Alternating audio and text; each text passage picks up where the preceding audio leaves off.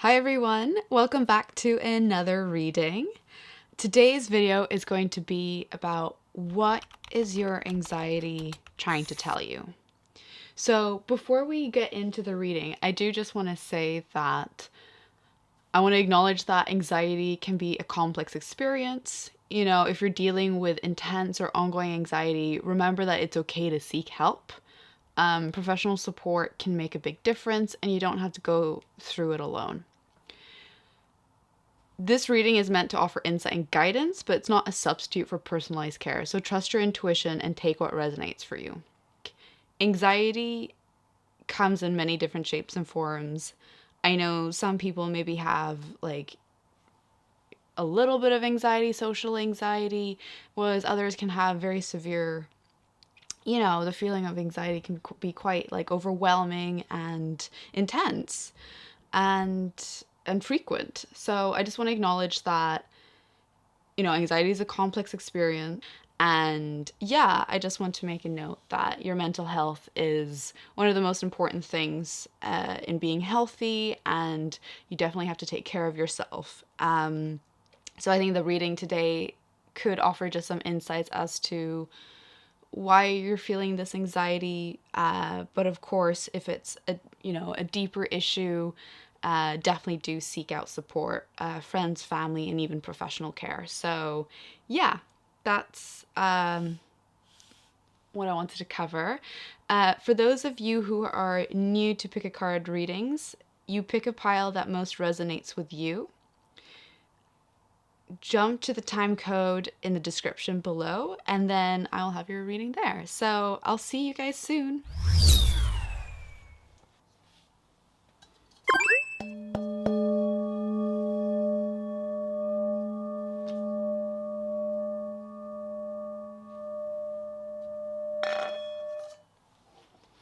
Welcome everyone. This is pile 1 and will be your reading about what is your anxiety trying to tell you.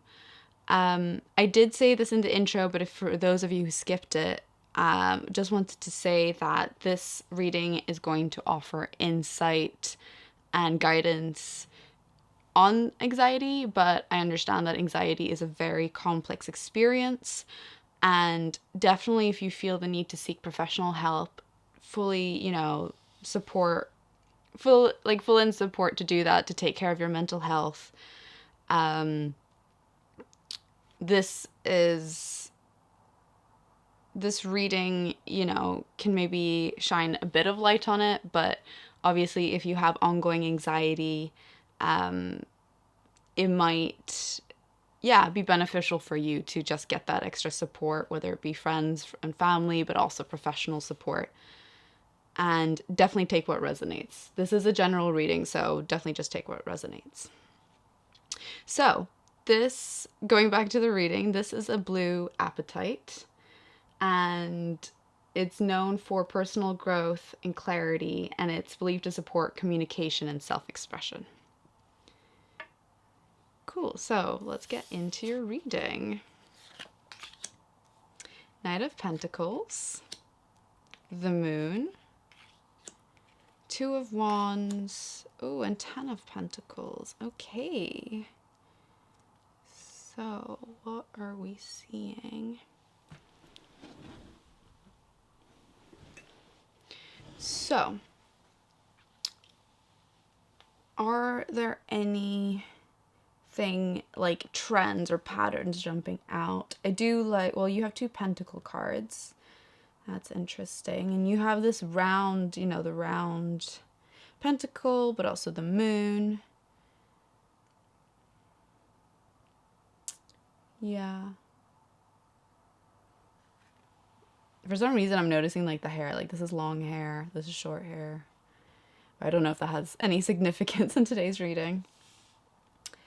Okay, so let's just dive in with the Knight of Pentacles. So the Pentacles related to the earthly realm. It's related to the element of earth, which is linked to the earthly realm. So it's often like material things.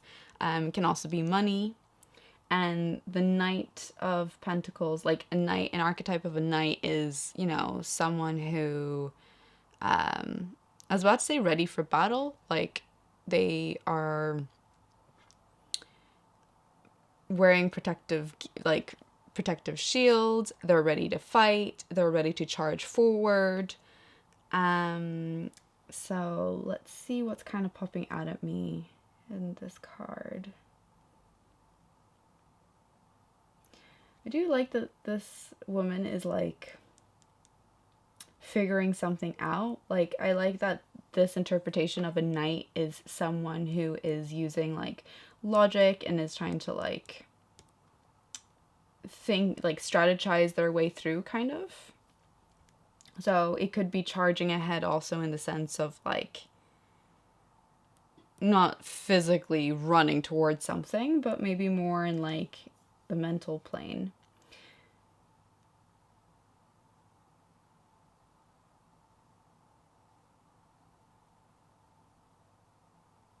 And for some reason, this like smoke is also, I know we also have it here, so I wonder if there's kind of a connection. We'll have to see when we get to this card, but I do kind of like, I always see what like jumps out at me and then kind of have a look. I think you're someone who likes to think things through and like kind of like enjoys this bit of figuring it out. I think you get very focused on a task. Like, if you have a task at hand, I think you can get very focused on it. And I think in many ways that can fill you with like either pride or joy.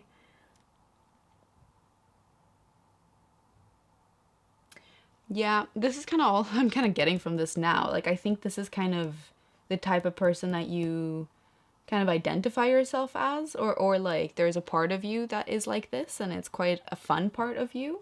And I guess like here I do like the stars, which I guess is like abundance. Like, this way of thinking is very abundant to you, or you makes you feel abundant. But I do think this is a part of you that, yeah, is quite a positive part of you. Okay, so the moon. So it's interesting that we're talking about anxiety, because like this feels a little bit like this person is going through a bit of an anxious moment and they're cast in the shadow. So the traditional meaning of the moon in tarot is like, I don't want to say that. So I always like to interpret the moon card as like, the moon represents feminine energy, which is linked to intuition. But it's also interesting to see what the illustration is trying to say, because it is interesting that like this person is cast in the shadows. And I feel as though for some of you, you do experience quite a lot of anxiety, and it almost feels as though it's like hard to breathe. It's like you're trying to get a breath in, but the feeling of anxiety is very overwhelming at times.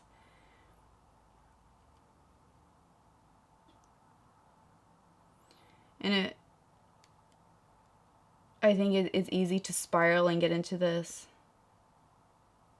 I think even some of you maybe experience panic attacks. Not everyone, since it's a general reading, but I think for some of you that, yeah, you could be getting, yeah, having quite a difficult time. And I feel like this moon is almost here as like a support. Like, this moon, which is also representative of your intuition, is like, it's steady within you. And also for those of you who maybe don't like resonate with the idea that there's a steadiness inside of you, you can always look to the moon and be like, there is this consistency, there's this reliable presence that wants the best for you. And I think it's like, it's, you know, I know when you say wants the best for you, you're like, it's a moon. But I think if you imbue it with meaning and your intention, just know that the moon is always there for you. And know that, like, It reminds me of that. Oh my God, there's this saying, and I feel like I really need to look up what the saying is, but it's that idea that when the sun. Okay, I'm gonna describe it, and I don't think I can do it justice, but imagine that you didn't know that the sun was going to rise again. When the sun set, you didn't know it was going to rise, and it's one of the longest nights ever. And when the sun sets, you are thrust into, a long night, and you can only hope that the sun is going to rise again. And I wonder if for some of you guys you're thrust into this phase of the night and it's really difficult and you don't know if the sun is ever going to rise again. But I think even though that you're in this shadow, this moon can be that hope for you that the sun will rise again. And by sun, I mean, the positive emotions will come back or the anxiety will subside. Yeah.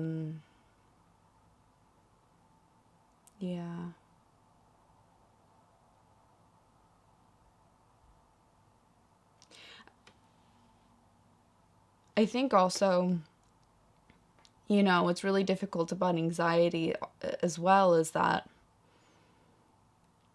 I used to have very bad social anxiety. So I'm just taking from my own story, but I did start meditating. I remember I used the Headspace app, not sponsored by them. It was just what I used to use a few years ago. And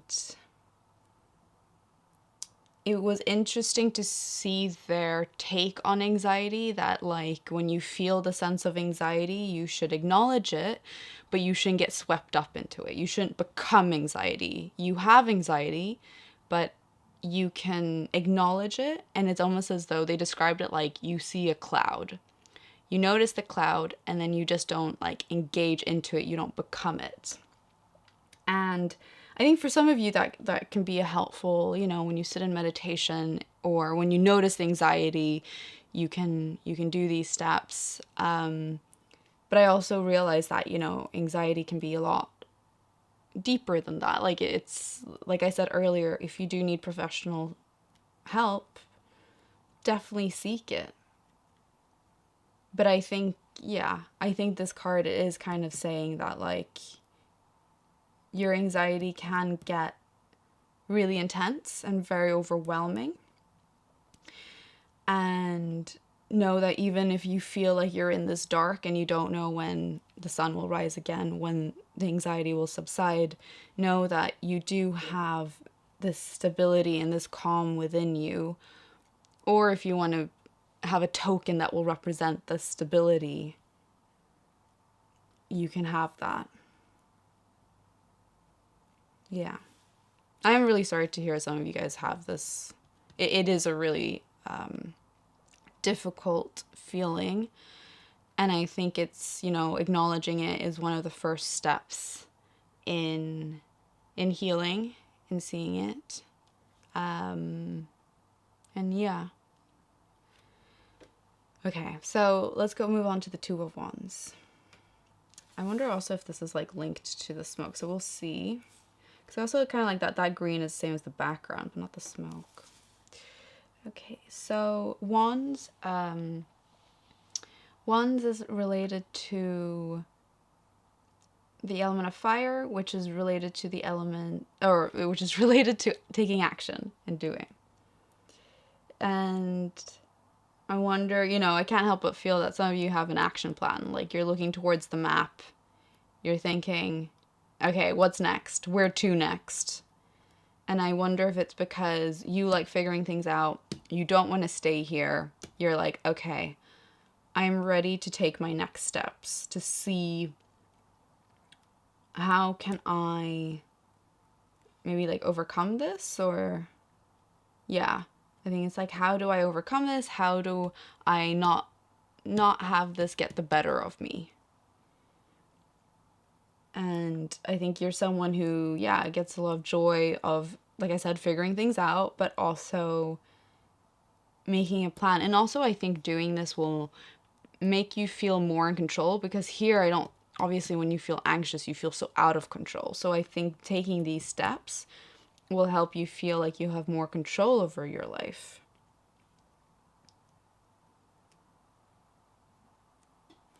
And yeah, I do like this, like, this infinity sign. It's like you're saying you have internal energy. And also, yeah, I always say that this I think of the third chakra. No, the third chakra. the chakra, the third eye. And that's linked to intuition. So, yeah.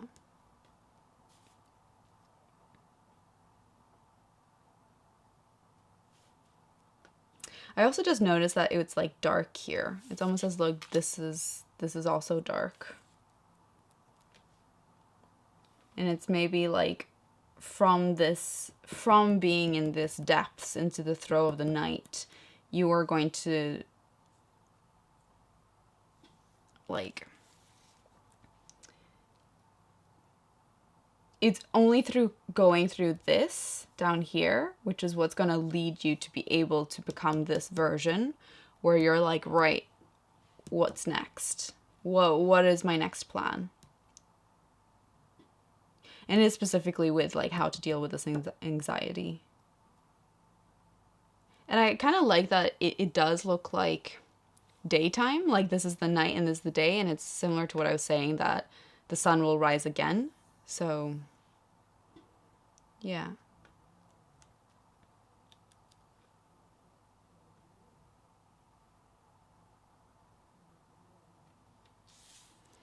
Okay, so the Ten of Pentacles. The Ten of Pentacles is a very favorable card in the tarot. It usually means that, like, you know, you have your community, your family, and kind of like everything that you've like wished for has like happened or like has come true. You have this abundant life with the people you love around you.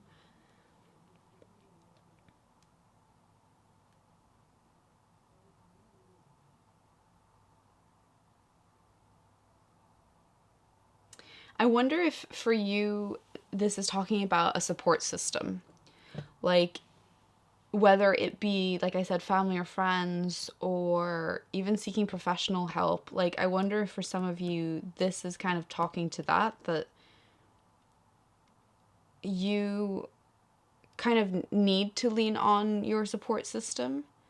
Not need to. I think it would benefit you greatly if you were to speak to your loved ones to really,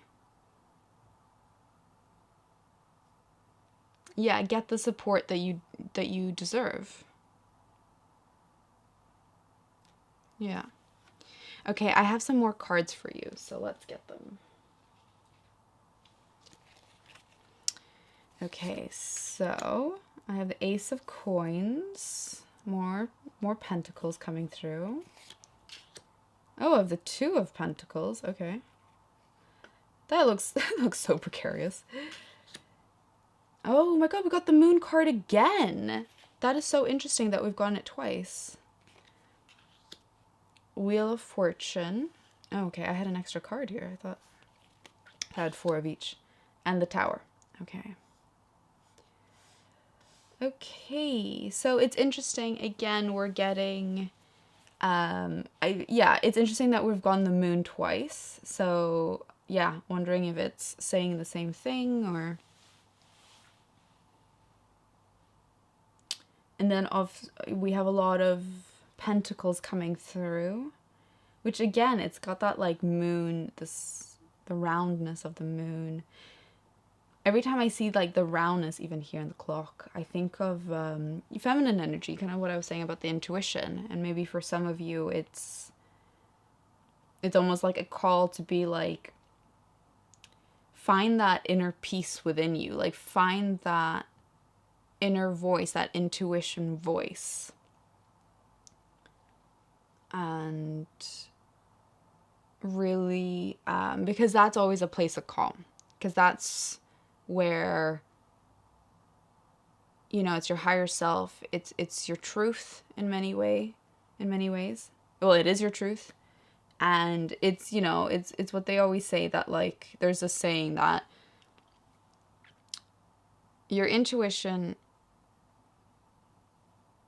will be a whisper. Your intuition will never lie. I also want to say that. That's not the saying, but your intuition will never lie. And your intuition is a whisper, whereas your ego is the one shouting. And, you know, there are practices like meditation that help you connect more to that inner voice, but maybe for some of you, it's not as easy as, I'm trying to straighten this out. It's not as easy as, you know, just sitting down in meditation. You know, it's a practice. It's a habit you build. And I think, you know, it takes time to feel better and get to that. And I know there's no quick fix, but I'm also very mindful that meditation isn't for everyone. I highly recommend meditation. I think it can be great, but you really have to want to do it. And I think for some of you, connecting with your intuition doesn't have to be through meditation. It could be through, trying to think of other ways, like, I do feel like when you do things that light you up, that's also a way of talking to your body, and that's a way of connecting. Maybe that's not like that intuitive whisper, but maybe for some of you that's enough to be like, okay, well, I'm enjoying doing this. I want to keep doing what I enjoy, and my body is like aligned with it. For others, it could just be like, what do I want to do today? So it could be leaning into making decisions like, okay, for dinner, do I want tacos or do I want sushi? And just honing in of what your body wants and is saying. And that can also just be a practice in leaning into your intuition. So I'm not like, everyone go meditate. I'm like, if you feel called to meditate, I think meditation's a great tool. But if you struggle with it, there are other ways of connecting. Yeah, that was kind of where I was getting at this. But I do think for some of you that, I don't know, all of these round, like, I just can't get over this whole, like, there's like, the cards are kind of saying connect with, for some it's connect with your feminine energy, which is also like intuition, but for some maybe it is just connect with your intuition. We don't have to get into the feminine and masculine energies, but for some it could be step more into your feminine energy. Okay, so now that I've had that little spiel, okay, Ace of Coins. So Ace, always the beginning of something. It's a new chapter, and it's almost as though you found something. It's like you found this new, I was about to say way of thinking. So usually coins are more to do with like a new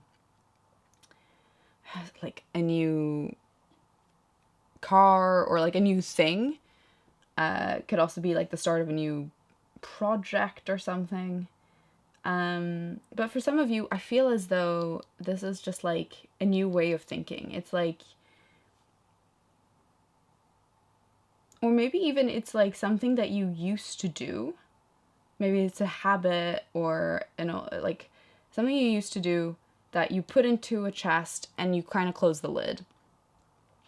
And now you want to return back to it. And finding it is like, you know, when you find something from like your childhood and you're like, oh yes, I found it. Or like you're looking for something and you find it, you're like, yes, that like glee of finding something that you once had. And you're like, that was exactly what I was looking for. And also, I do love the smoke. Again, I know these are different kinds, but the smoke, I feel like, is really trying to say something here.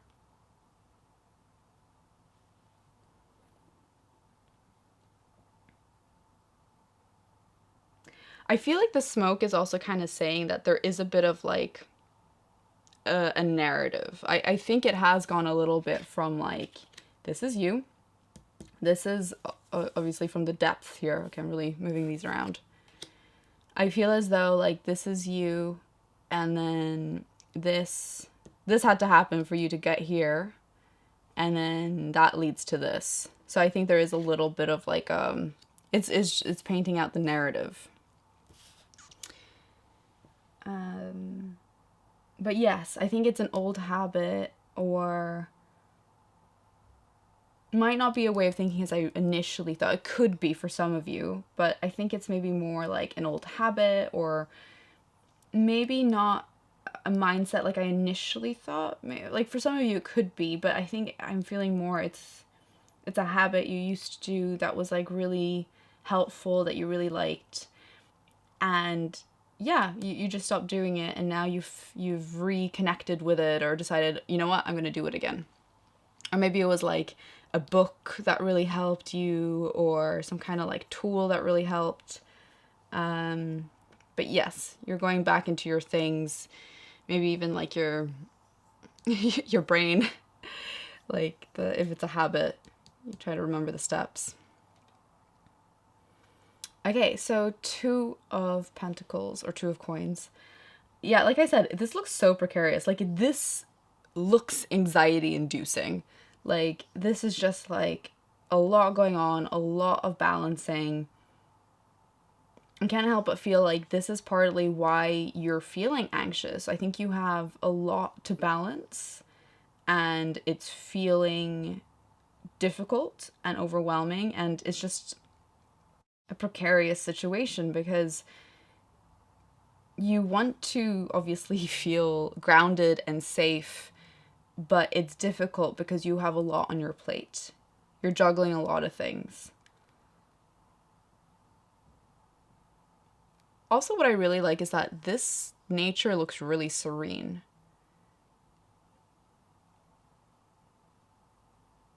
And I wonder if it's like a lot of this could be internal. Because externally, your environment looks very peaceful and calm. And if it's not, maybe this is also just a message of like, do go for that. Do go for making your home or making your environment peaceful. But I think a lot of your anxieties come from within. Like you've come from taking on a lot by stacking chairs haphazardly just because you felt it was the quickest way to get to what you needed to go, but the foundation wasn't strong. Yeah. Okay, so now the second moon card.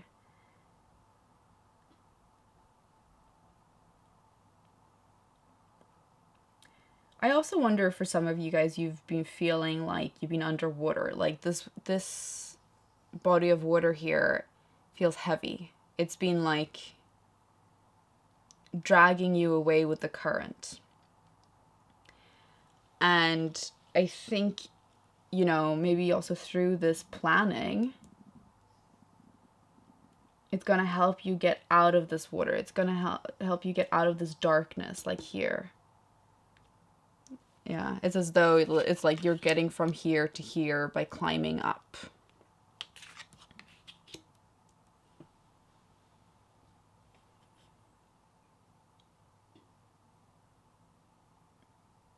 I do find it's interesting that there's like no real destination, but I think the whole idea is that you don't have to see 10 steps ahead. You just need to know what the next rung is to get you out of the water.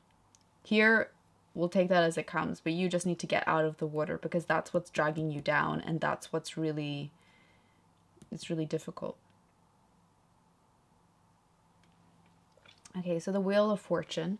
So in the traditional tarot, the Wheel of Fortune is that idea of like what comes around goes around. Like sometimes you'll have phases of life that are really good, and then it will, you know, the natural cycle of life, it will turn to maybe a dip, or like maybe it won't be as good. But likewise, when you're going through a rough time, the good times will come. So, you know, it's cyclical.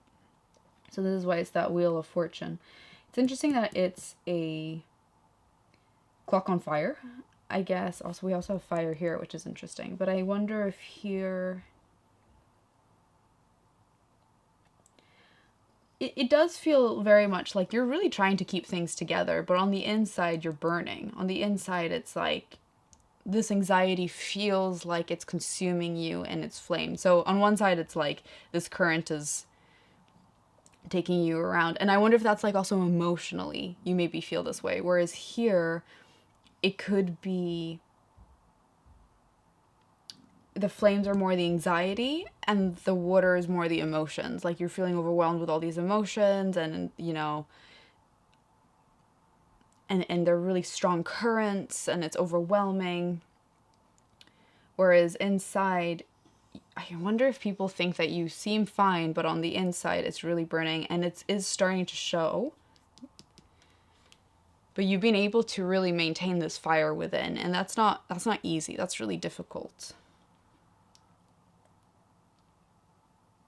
Again, I do also really love how calm and serene the nature is, but yeah. Oh, it's interesting. Okay, so the tower. So usually when the tower comes up in the tarot, it means that there are things that are like being destroyed, and I don't want people to get nervous about that. I think some things need to be destroyed because you cannot keep going the way you are. And I wonder if this anxiety has really felt like a huge burden. Or you've had a huge burden. And I think that's caused the anxiety because we were saying the flames were the anxiety. And it's really beaten you down. I do feel called to say that I think you're really brave. And I'm not saying this just because of my reading. I feel this sense that I needed to pause and say, like, you've been through a lot, and I want to acknowledge that.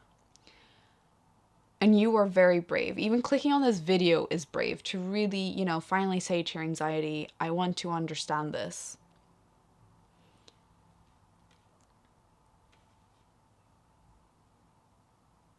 It's a brave thing to do. And I want to acknowledge that. And I want to say, yeah, I really, you know, this is a hard place to be, to feel this, all this pressure on you, all this burden, and it's eating you alive, kind of. I mean, the anxiety certainly is. And it's made it's made this really, this burden has made you anxious. And the tower, yes, it's about destruction. It's about things were maybe built on a bad foundation, like we said here, and they need to come tumbling down. And yeah, I don't think that's necessarily a bad thing. I think staying here is worse.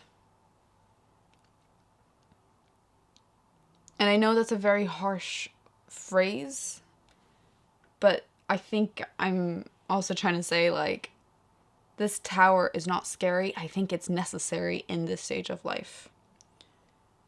Because you couldn't keep going the way you were. And things need to change. Things need to look different. But it's also, I think you also need to acknowledge just how much you have been carrying and how hard it's been. And I wonder if you haven't quite had that moment to recognize for yourself how hard it's really been. Maybe for some of you, you have. I know it's a general reading, but for those of you who haven't, even if you have, acknowledge it again. I think it's just good to acknowledge. Yeah, you're really sinking into this mud. You're stuck. And also here, this weather looks tumultuous. Here it looks like there's so much out of your control.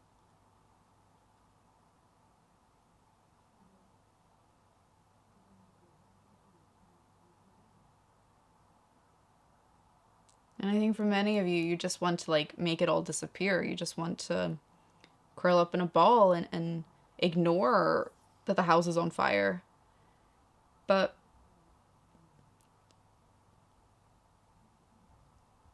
ignoring it isn't going to make it go away. I think this is why I also want to say I feel you're very brave, because you need to face this. I think you know you have to face it. There's a part of you that knows. Maybe that's part of your intuition. And I know that a lot of us, you know, I've certainly felt this way. I just wish someone could come and save me. And as you go through life, you realize, I have to save me. Yes, I can get support from other people, definitely. But I need to be there for myself.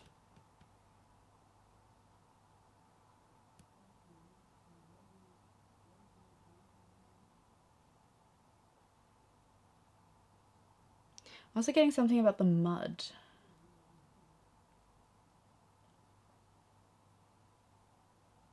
I think the mud is really engulfing you. I also kind of get the sense that someone has been putting pressure on you as well. Like, yes, I know, like I said, a lot of this is internal. But when I see the Tower card, I just couldn't help but feel that you are getting... I don't feel like this person put the house on them themselves. I wonder if it was something that, like, not to say that someone just put this pressure, like, put this house on you, but a little bit, like, you're getting some pressures externally. Maybe it's pressure to perform, pressure to be perfect, hence why the clock looked so, like, pristine. And I think this mud is just engulfing you, like you're sinking into the mud. Again, I guess it's very similar to here, but this is more like you're feeling stuck. This is more like the emotions or the current is just so overwhelming you, it's sweeping you away. Whereas here, you are feeling stuck from this burden.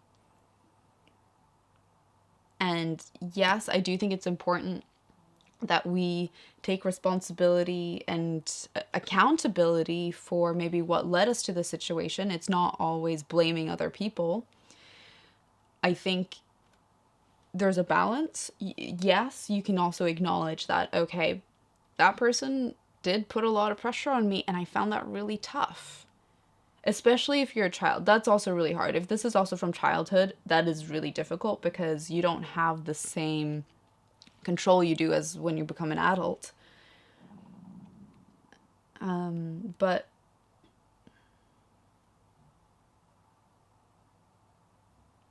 But as you grow older, you know, it's easy to say society sucks, my parents messed up, all these things. Even if you have amazing parents, you know, in some ways, people aren't perfect. But when you become an adult, it also is, we can acknowledge those. We can totally make space for those, but then we also have to say, what are you going to do about it? What are you going to do? What is the action? And I think you very much want to take this action. I just think you feel stuck. And I think you just feel, I'm sure also many of you feel scared. This is a lot. There's a lot to carry. It's hard.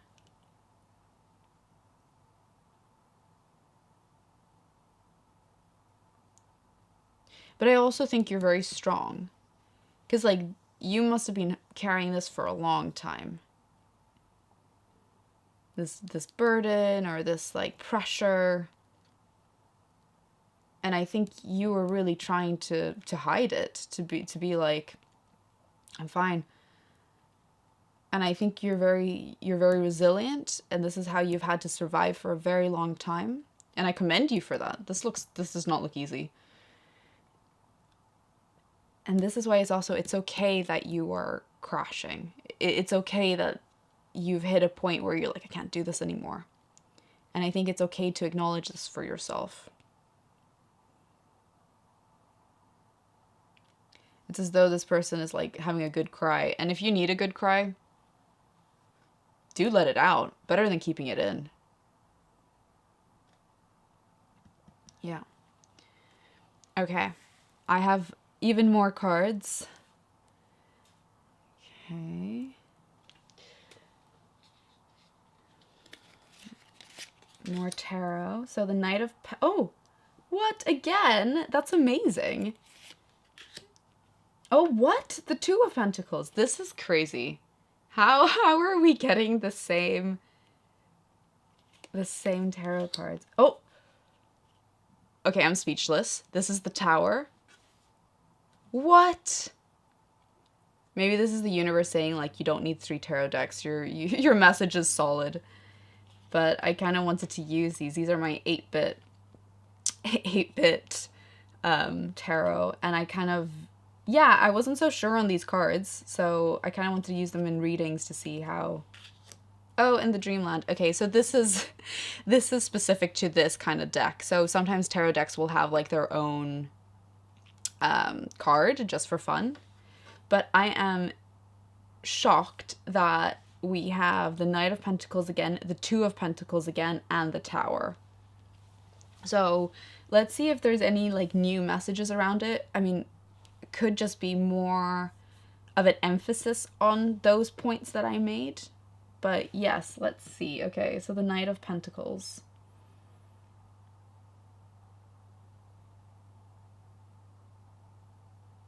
Okay, I do think it is a bit of a different meaning this time round, but still, the synchronicity is... I'm in awe. I think it's so cool. Okay, so the Knight of Pentacles. I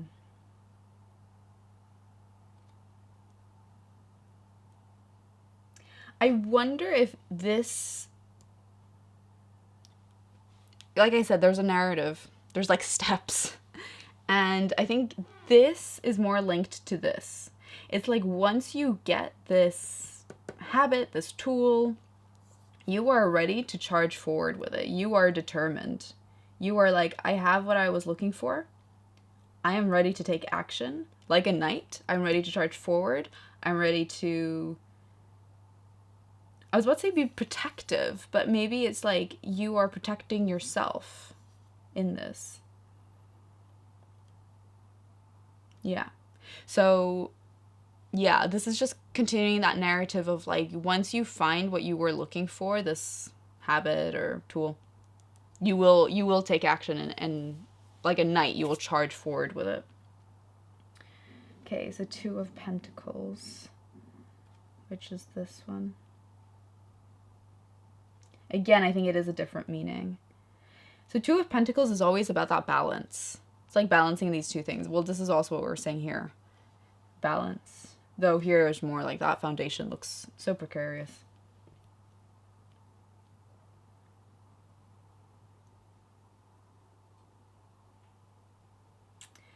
I guess this is more... You're really weighing up what's best for you. Maybe... Sorry, I had to really think about this, but I think I need to come back to this. I don't think this meaning is very clear right now. I think there is more meaning, but we might need to have more cards come through to really understand it. Okay. So the Tower. So I think you might be going through a stage where after this is, I feel, more of an acknowledgement that you can't continue the way you're going. And I think this one is saying that you might be trying to, like, make these changes and, you know, find maybe this new balance. I think that could be also... This could also be, like I said, it's a narrative, right? So maybe this is, like, the next phase of that narrative of, like... You have come to this realization you can't continue through all these steps. You are ready for that new, you're finding a new balance in your life, like this is you trying, and maybe more things will need to be dismantled or destroyed, or you're trying to rebuild it, but it's not quite working. So I think, again, this isn't anything to be scared of. I know it's like you just want to hear, and it's smooth sailing from here. I think this is more saying that you might have to keep tinkering, you might have to keep figuring it out, and there might be more things that you didn't realize that in your life that the foundations aren't quite working, so you have to, like, restructure or redo it. You could have also implemented some habits that weren't quite working as you hoped, but it's actually good that you've tried this, because I think this journey is ultimately leading you to this dreamland. And your dreamland could be, I think, the vision that you want, like the life that you envision for yourself. And I think the only way for you to get there is to go through this journey. And this doesn't have to be the most like dramatic, like everything in life is falling apart. It could just be like you realizing like, okay, I feel resistance here. And often when there's resistance, it could also just be the universe's way of saying that's not for you. Usually when things are for us, they can feel really aligned. There's an ease to it, like it's as though it's easy. It's just flowing, it's just happening.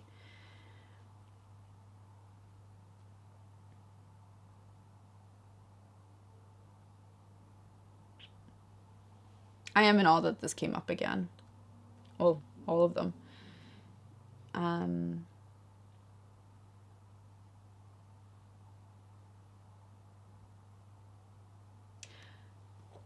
the red is really calling out to me for some reason. And I know, I guess in this card, it's kind of a little graphic. I guess it's like blood. Um, I don't want that to be scary, but the red was just calling out to me. So I'm just trying to see like what is actually it trying to say. I wonder if some of you will get hurt during this process, or hurt or feel pain. And I don't want to scare people. I know this could be anxiety inducing in and of itself, but I think there's a bit of this idea that the destruction is necessary in your life. And sometimes when we have to dismantle things, it can be painful. And for instance, let's say you're in a friendship group that's not serving you. You could be friends with people that you feel don't really have your best interest at heart, but you've been friends for years. And maybe you have to cut them out, or at least lessen your time with them. And that process can be painful. Maybe for some of you, you're in a romantic relationship. Cutting them out or breaking up with them, that's painful. That's pain. But that doesn't mean that it's not for your higher good. Yeah, I think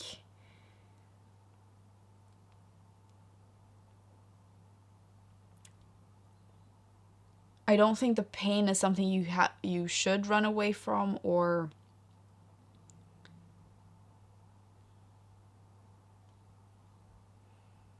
I think it's almost part of your path in gaining the wisdom to be able to fully appreciate this dreamland that you have for this vision of this dreamland.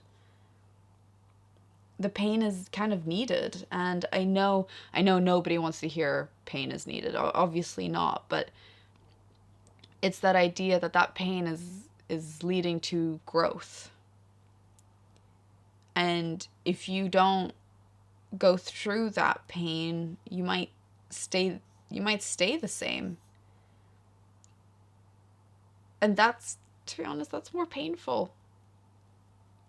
Different type of pain, but you can't stay here. I also kind of wanted to note that I realized with these two, you're finding this new balance, but now you're on the ground. Now it's more grounded. So this is what I like, that this was like you starting this new habit, and you're figuring out your new balance, but you're more grounded. And I guess maybe it's through that you're realizing more changes that need to happen, that need to come through. And destruction's not a bad thing.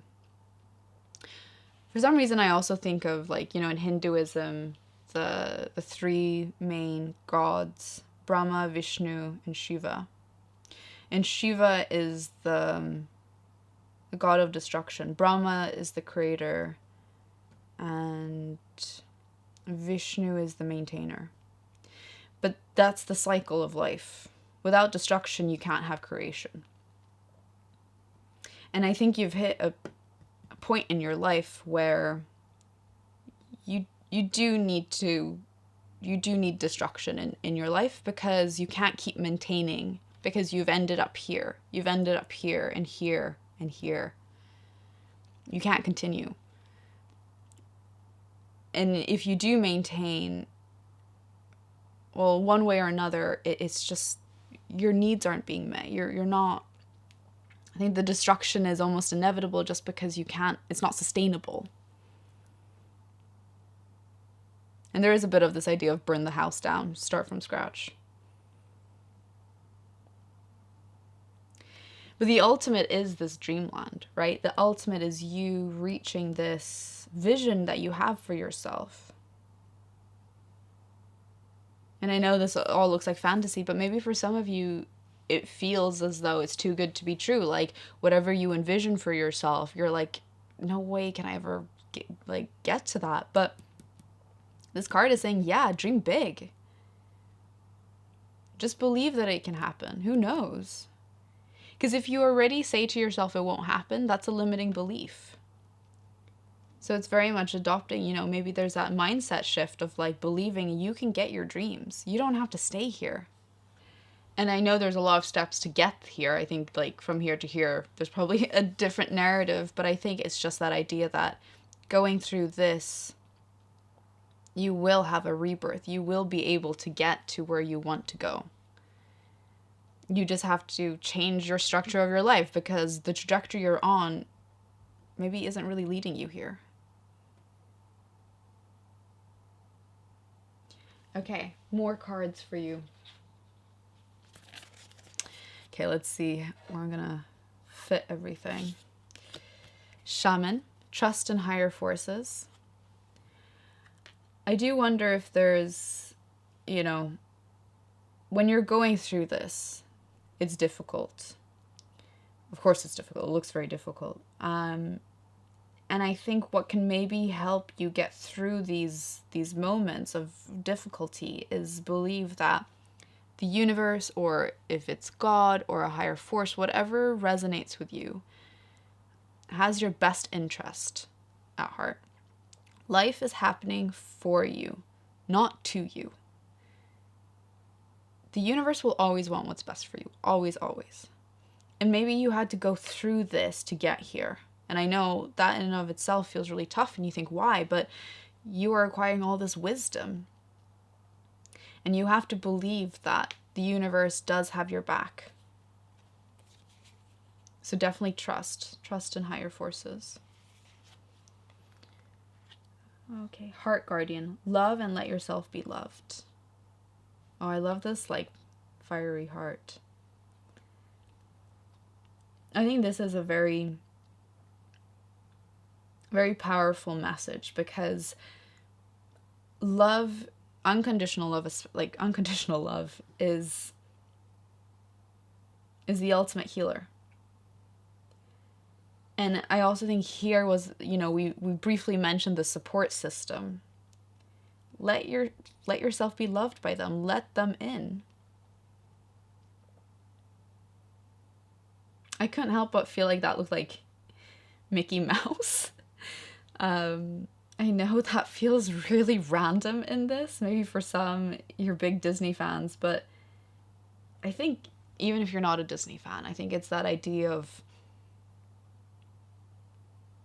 Mickey Mouse or Disney is like that symbol of maybe that dreamland, maybe that like fun,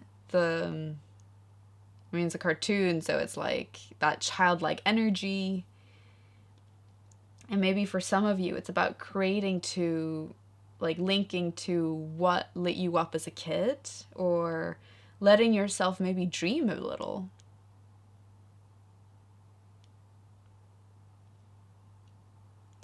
Because I think the universe is very supportive of your dreams. I think you just don't believe that you can do it, or that they feel impossible to reach. But I think even though this is like love and let yourself be loved, it's also saying dare to dream. You have like this woman, I love how like the Mickeys, the Disney is like all around her, and it's like Yeah, let yourself dream. This is like her halo of it. Reach that. I also really like this rose here. It's really beautiful. I also think through all this, do be self-compassionate. Do love yourself through this. Have compassion. Know that this is tough. Don't have negative self-talk. I mean, easier said than done, I know, but it's one of those things where you have to be there for yourself. You have to love yourself through all these ups and downs.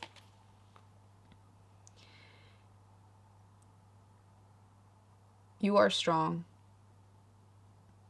And for those of you that maybe affirmations can really be helpful, like my self-love journey, I've talked about it in a few videos, but it kind of started with saying I love you to myself in the mirror. And it was so difficult. The first few times I did it, I just couldn't. It was so hard. And I started doing a practice around it. I would look in the mirror and I say, I love you. And it was through that self-love where I could really, be my own advocate, create my boundaries. I mean, that's always been a journey. I'm still on that journey, but yeah. I wonder if this is also a little bit to do with boundaries. Weighing up. Yes, it is also you're juggling a lot, but also understanding, weighing up your boundaries, understanding what's you, what's not you. But definitely lead with love, and definitely love for yourself, because this is a journey you're going through. Okay. Oh, Water Guardian, connect with your emotions. I think this is the first time I've seen this card. I love the blue. But again, I think it's also, I know here, this has been overwhelmed. And maybe this is a little bit of a message of like, although you've been very overwhelmed with your emotions, once you kind of get out of it, don't shut your emotions away. Still find time to connect with them, understand them, acknowledge them. Sometimes it's, part of healing can also just be like acknowledging an emotion and letting it you just feel it through your body. You just don't stop it. Don't push it away. Just feel it. And maybe this is a bit of a reminder of like, yeah, don't be overwhelmed by them, but don't completely shut them off. So remember to still connect with your emotions.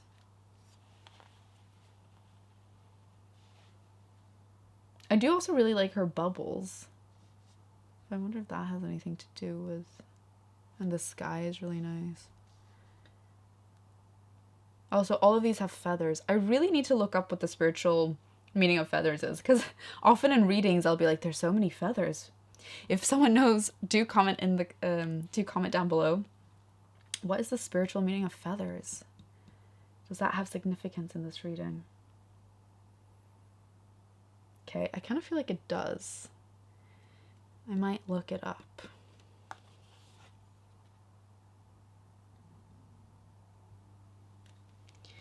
Okay, Shield Maiden. Make plans and focus. I love this because that is exactly what the vibe I was getting here. And also the shield is this knight. That was also kind of what I was saying here. Someone who's like protected and shielded. But here it's like, here you are making a plan and you are focusing. And that is what's going to lead to here. I mean, this new chapter.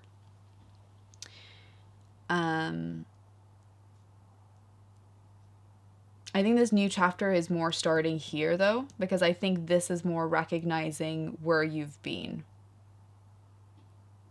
That was unsustainable. And this is the start of this. But yeah, make plans focused. And also maybe like protect your time. Maybe that's also part of what it's saying. Like, make sure that those are non-negotiables. Like, you put them in your calendar and you say like, this is protected time. Because I think it's easy to make a plan and then be like, oh, I'm the only one doing it. I can move it whenever. But no, it's like, hold yourself accountable. Put that plan in your diary and make sure that it's done, that it's not like swayed or put it somewhere else. Okay, I have more cards. So these are actually new cards. These are astrology cards, and I'm very curious to see how they tie into your reading. Conjunction. A union merging and coming together. Ooh. Is that got to do with this? Yeah. I think it's about reaching out to your community or the people that you feel most supported by.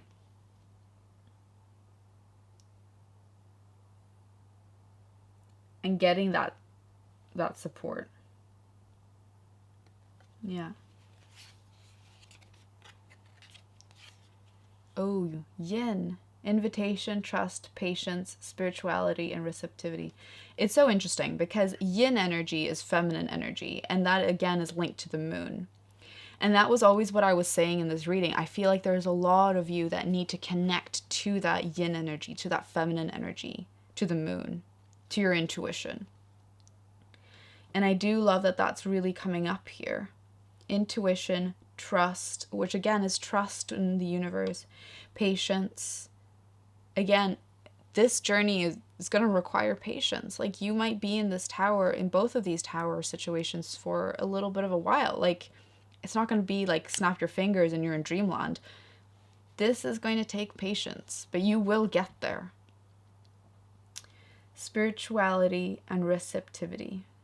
So spirituality, I guess, is also, well, I guess if you have a spiritual practice, is that something that you could use as tools to help you during this time? And receptivity, be receptive to what the universe can bring you.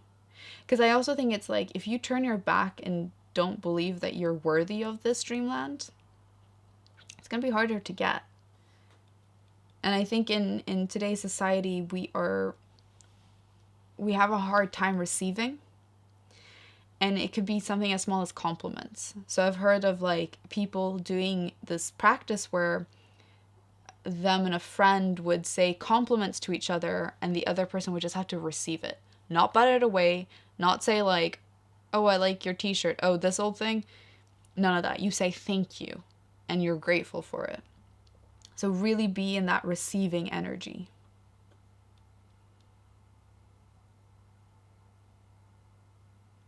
Yeah, you don't always have to be fighting or combating or not feeling good enough. You know, you are good enough, and receive that.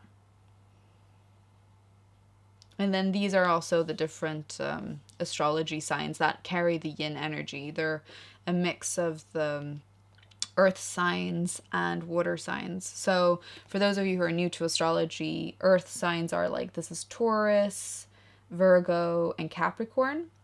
And water signs are Cancer, Scorpio, and Pisces. So you don't have to have any of those signs necessarily. I think it's more the idea of this yin energy coming through. And since these are like astrology focused, they will obviously have the signs. Okay. Ninth house, spiritual growth. So this could also be part of like what we said here, spirituality, that maybe you're also going through a time. This is a very spiritual journey as well. Maybe you're also going through a spiritual awakening through these steps.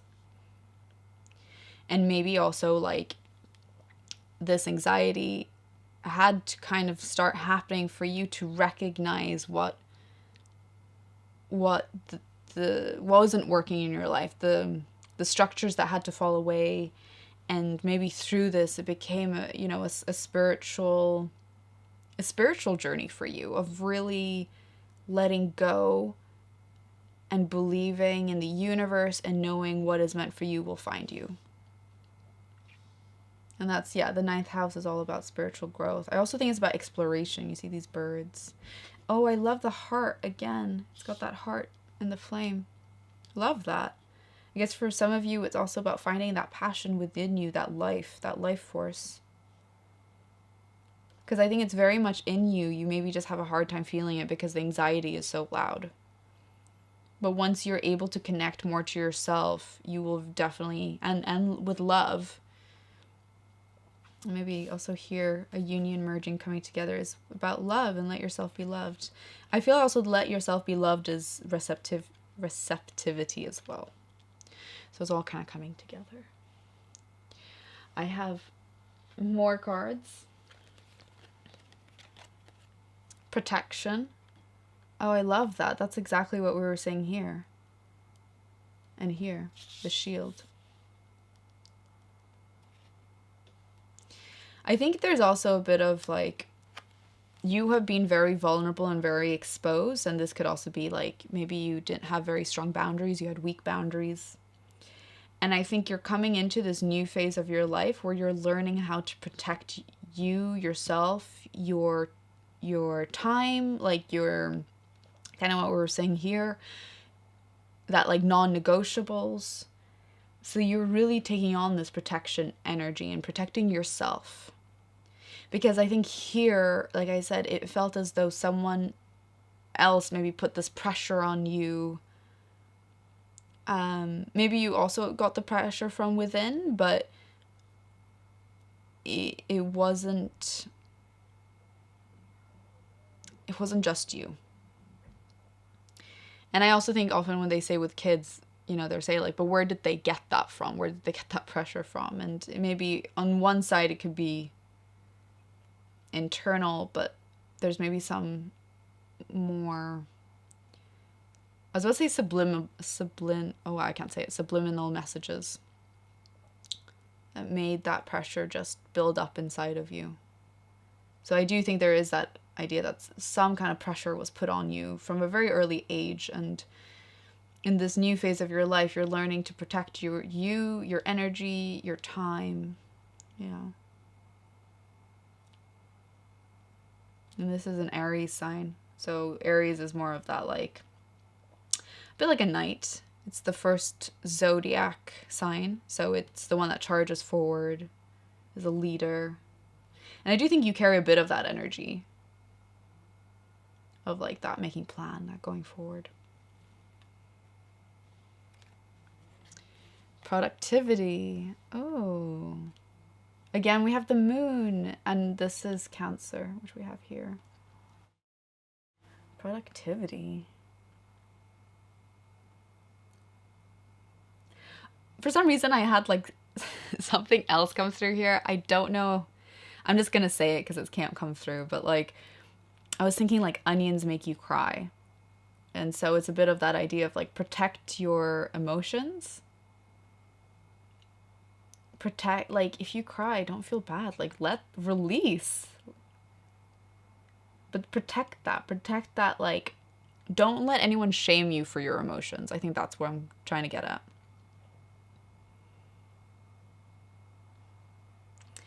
And here, oh, I almost feel like you have to make these energetic snips with some people.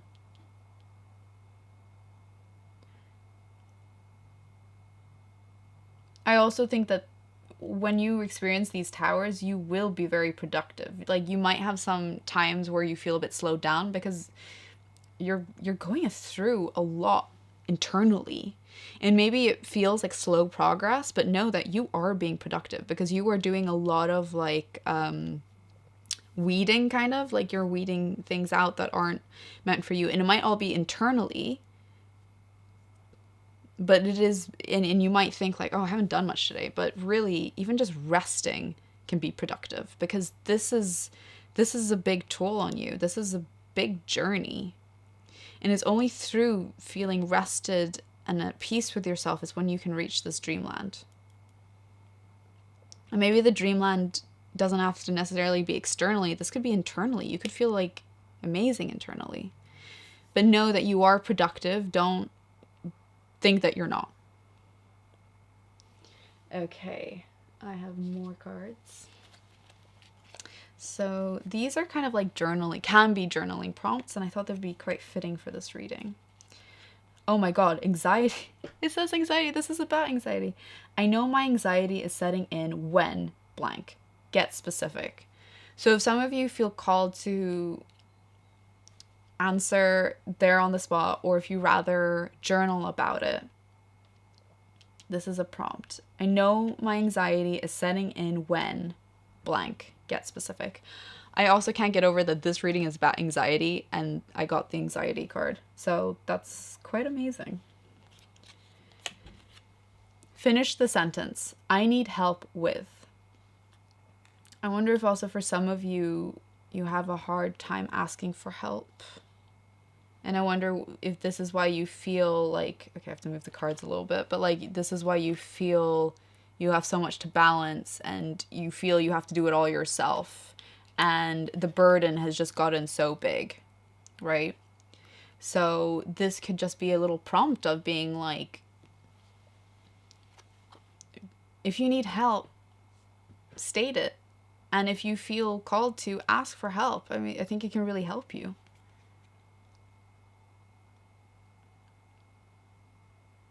I also kind of like how this person's climbing out of the ladder. And maybe that's something they need help with. This climb out. And, you know, you do have your support system. That was something that was quite clear from the beginning. You do have it. I think it's just about you calling on it. And even if you feel like maybe this isn't, you have a support system, but you feel you need professional care or something, that's definitely something, you know, you can look into. Okay. What does prioritizing your mental health look like in this chapter of your life? Get specific. Again, this is really interesting because we have been talking a lot about mental health, you know, feeling anxiety, overwhelmed emotions, balancing things that have feel really overwhelming, burdens. So I think for each chapter you find yourself in, because this is obviously different sections of your life, maybe come back to this. What does prioritizing your mental health look like in this chapter of your life? Get specific. Again, if you feel called to just like pause the video and answer as you're thinking or talk out loud, do it. If you rather go journal, that can also be really helpful. So maybe these can be journaling prompts for you. Definitely. Great. Okay, so I have my last few cards for you. And these are self-care cards. Self. Oh, I love that. It's a bit of the self-love that we were talking about. If beating yourself up worked, you'd be thin, rich, and happy. Try loving yourself instead. Wow. I think this is very big on what this was happening here. I wonder if you beat yourself up a lot because you weren't this perfect image that you really wanted to be. And I think through this journey, it's a lot about self-love. It's a lot about self-acceptance, self-compassion. And like I said, for me, it started with saying, I love you in the mirror. I also then did, I'd look in the mirror and say 10 things that I loved about myself, like physically. And I know that can seem really conceited. I actually got this tip from a spiritual like Instagrammer I follow called Geraint Jones. And he said the reason why he does that is to self-validate. Because when we don't self-validate, we seek validation externally. And by saying what you love about yourself, it's not full of yourself or anything like that. It's just acknowledging what you love about yourself and validating yourself. It's a really powerful thing. I love doing it. And yeah, it's about self. Really prioritizing yourself through this journey. Beauty. Again, the serene environment, which I kept like picking up. Maybe for some of you, it's also saying like, go out in nature, like recognize what's beautiful. Today, you are a curator of beauty. You are blessed with moments that let you know, beyond a shadow of a doubt, that all is well in the world.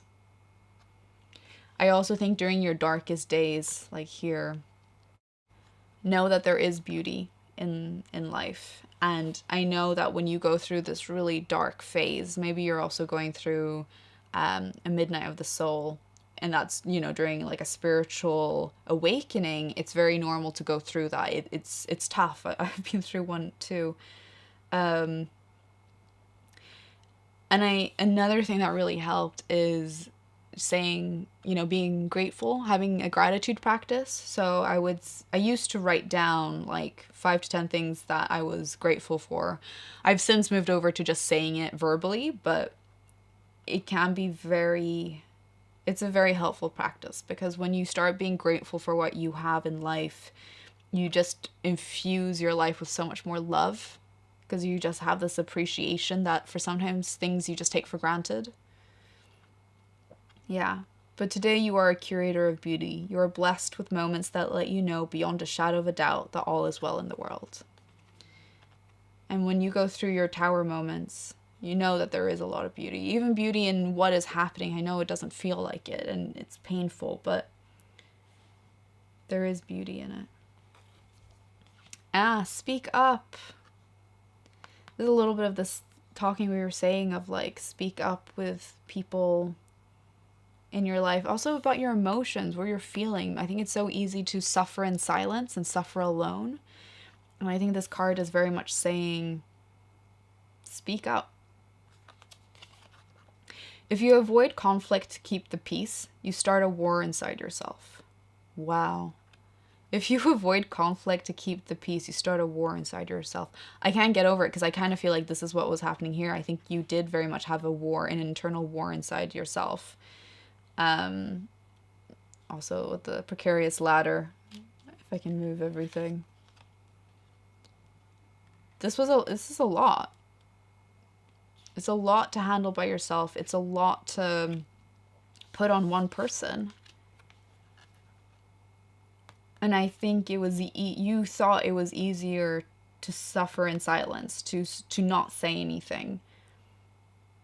And this is just a reminder that when you speak your truth, you don't keep it inside. You release it. You feel lighter. And always lead with love. So this was your reading today. I just want to say that I'm really, really proud of you. I know we haven't met, I don't know you, but just like getting into your energy and seeing where you are, you've done a brave thing today just to like watch this video. And if you joined me to the end, I thank you so much for joining me. I hope this helped, this guidance. Like I said, anxiety, we all experience it in different forms. It's such a complex experience. Know that you can get through this, but you don't have to do it alone. You can speak up, you can get the support you need, and yeah, I hope you're able to really love yourself through it, because you deserve that. Yeah, so always lead with love. I would love to know if this reading resonated with you at all. Do write in the comments if, yeah, you feel called to. It's great to get your feedback. I do ask you just to be kind. I mean, totally here for constructive criticism, but like, do just be kind in the comments. But yeah, good luck with everything. You've got this, and hopefully see you in an upcoming reading. Thank you so much. Bye. Hi everyone, welcome to pile 2. This will be your reading for what is your anxiety trying to tell you. So I did mention this in the intro, but I think it's just worth mentioning it again. I want to just acknowledge that anxiety is a very complex experience. And, we all experience it differently. And if you are someone who has anxiety over a prolonged time or feel it really intensely, it's okay for you to seek help and really use your support systems and networks. So that could be, speaking to friends about it. But even if you need to get professional help, I definitely encourage you to take care of your mental health and do what is best for you and what resonates with you. So I know this reading is for like insight and guidance, but of course, if you need more help, which, I hope you prioritize yourself and really take care of your mental health. But yes, let's get into your reading. I just wanted to note that before we got going. So this is a Pyrite tower. It's also known as Fool's Gold. And this is usually used to attract wealth and abundance. It also boosts confidence and personal power, and it also promotes protection and shielding. It can also increase mental clarity and focus. So this does a lot, and I just love this tower. I just think it looks amazing. So, yeah. Okay, let's get into your cards. Justice. 7 of Wands. 5 of Swords. No, sorry, this is 6 of Swords and this is 5 of Swords. Okay, so what do I see? I do really like looking at like all the cards together before we dive in individually. I mean, what is calling is like these both have staircases. So it's quite interesting. Maybe it's like at different like stages of the staircases. Who knows? And obviously it looks like a very like similarly lit room. And obviously, yeah, we have 2 sword cards here. Okay, but let's get into this. So this is the Justice card. It's the scales. So what am I reading from it? I guess what really comes up is this idea that like the scales are like overarching, but it's kind of covering this eye. So usually with the eye, I usually think of the third eye chakra, which is linked to intuition, and it's as though like this need for justice or this need for balance can kind of like stand in the way of your intuition. Like maybe you don't necessarily listen to your intuition because you are more, you know, use your thinking brain to be like, oh, but is that fair? Oh, I even like how the hilt, the sword's hilt has like the eye there. I didn't notice that before. That's quite cool. I wonder if you're quite like an honorable person. Like you say what you mean and you do what you say. Like your word carries weight. And you're someone who, yeah, you're honorable in the sense that like your words and your actions align. And maybe sometimes it's to kind of like the detriment of your intuition, that maybe you intuitively feel like, okay, maybe in this instance I need to be selfish and take care of my own mental health, but then you're like, no, but I promised I would do this. I want to keep my word. I am this person. And so that will always take precedence over your intuition. And I will say that if that ever rings true for anyone, like it's totally fine to put yourself first and kind of like protect yourself and shield yourself.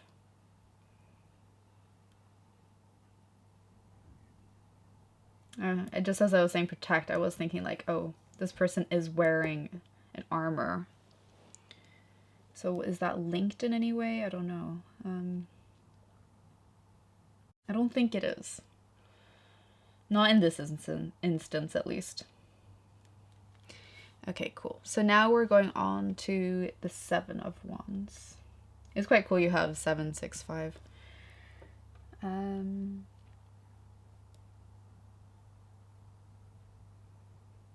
So Wands is related to the element of fire, which is related to taking action and doing.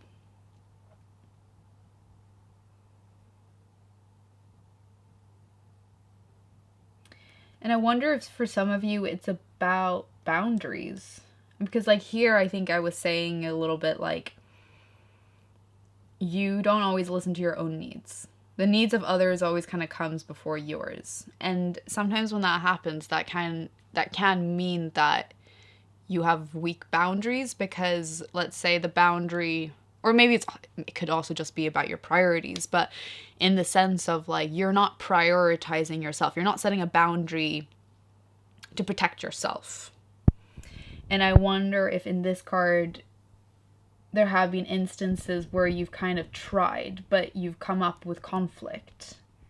Like you've tried to set your boundaries, tried to do your need, but you always come up against someone else who challenges that. And that becomes really tiresome. That's a really hard way to continue to live. And it might be like you've been doing it for so long that you don't even notice that you're doing it. Like, for some reason, I'm getting a sense that this person's younger and this person's more of like, if this is more the child, this is more the adult, even though I know that they kind of look like they could be the same age. But for some reason, my take is that this is an older, more authoritarian figure. So it could be a teacher, it could be a parent. And it was like every time you tried to establish your own boundary, it wasn't necessarily, respected. It was challenged, and it became like more of a battle than it actually really needed to be. And I wonder if like this is one phase of life, hence why there's like this staircase. And I guess this kind of stopped you from wanting to like, oh, sorry, I'm burping.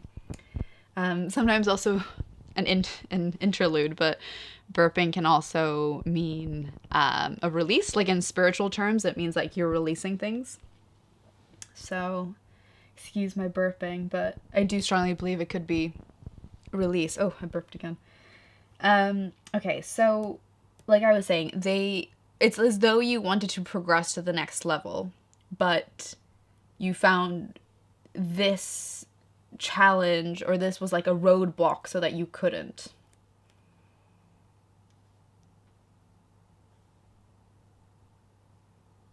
Also, for some reason, these are reminding me of guitars. And I think it's just like this part here looks like an electric guitar. So, I don't know. For some of you, you might play guitar. I just thought that looked quite funny. Okay, so the next one. So this is the Six of Swords. Again, we have the eye symbol. I think there is, like, how I read this card. So swords has to do with the element of air. And that is to do with the thinking mind, intellect, ideas. And I wonder if you have these old ideas that no longer serve you, hence why they're broken. You've been, fighting this battle, and then suddenly you just realize that, like, this has led me to a way of thinking, and I'm just not here for it anymore. And you are ready to kind of walk away from it. And what I really love is, like, these have the eyes. So it's as though, like, you're ready to progress to the next level, and you feel it. You feel this, like, infinity. You feel this urge, this energy.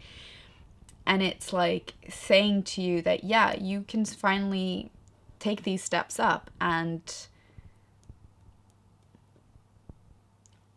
your intuition is like calling you there, and you feel the pull.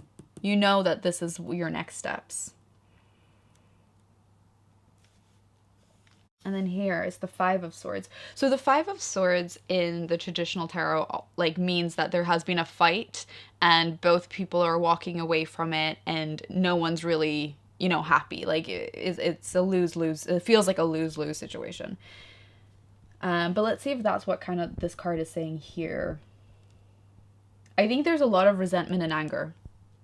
This woman, I mean, like, she does look very angry. And I think she's been fighting so much to be heard. And, she's even, like, broken swords kind of thing. Like, I think it's just been, like, this feels really heavy to me, this card. Like, there's something that's just, like, there's a lot of resentment. There's a lot of anger. It feels like you haven't always been heard. You've been fighting so much that you've broken swords, but you're ready to keep fighting. Like, you were like, I wasn't heard in these instances, but I am ready to keep fighting because I don't feel like my needs have been met. Also, the cracks. It's like there's cracks in your foundation. But you're not ready to give up. You're just like, I want to keep on protecting and fighting. Even though, it's caused this, like, breakage. Cool. I have more cards for you, so let's see what more there is to share. Okay, so this is the Nine of Wands. The Page of Wands, the King of Swords, and the Eight of Pentacles. Okay, interesting. Have more swords.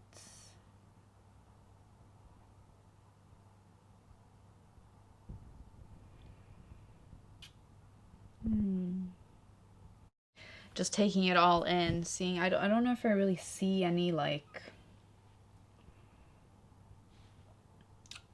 patterns. I mean, like, yes, we have the face and the person turned towards us, but... Okay, let's just jump in. So this is the Nine of Wands. So I wonder if for some of you, you feel quite lonely. I think for so long you've had to have this, like, protection, this, like, yeah, like this armor, this thing that had to protect you. But it's as though it's been so worn out.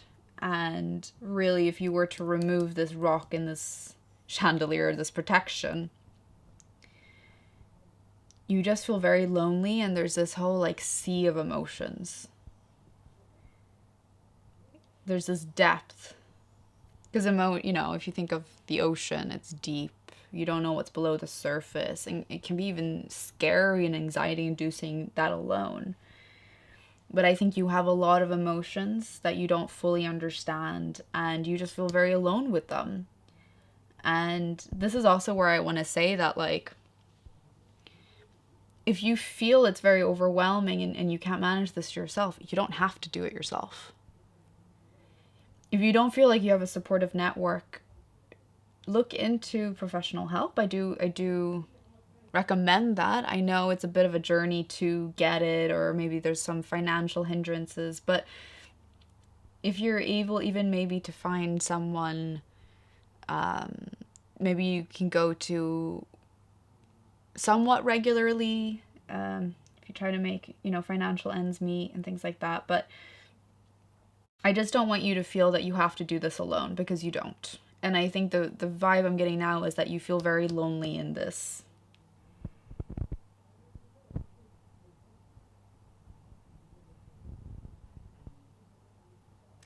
And I think you're always going to have this, like, the umbrella, to me, it's like another form of protection. Like, you're protecting yourself here from whatever is coming at you, maybe from the ground, but you're also protecting from, like, anything that's coming from above. Like, you feel like you have to protect yourself from all these different angles.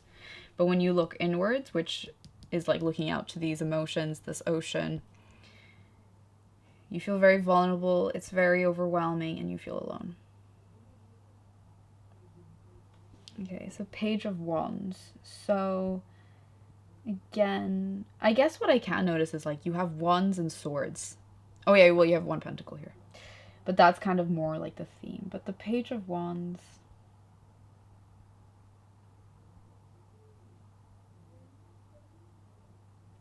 I think it's kind of saying that, like, you do want to take action, since, like, Wands is about taking action. But you're very new to it. A page, the archetype of a page is someone who's, like, is a novice, who's a beginner at something.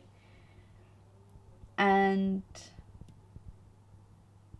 I'm feeling this is more the energy of it, rather than this is a particular person. That you're maybe entering a phase of being new to something.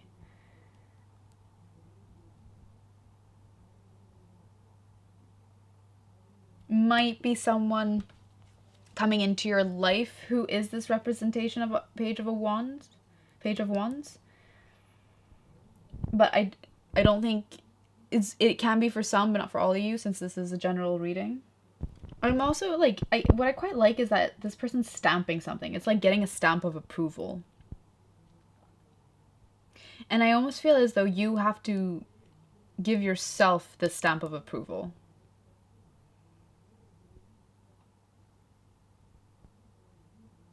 And you kind of have to also find what, like, lights you up as well. Because this is, like, this face is completely, like, lit up. I mean, like, I know it's a candle, but... yeah.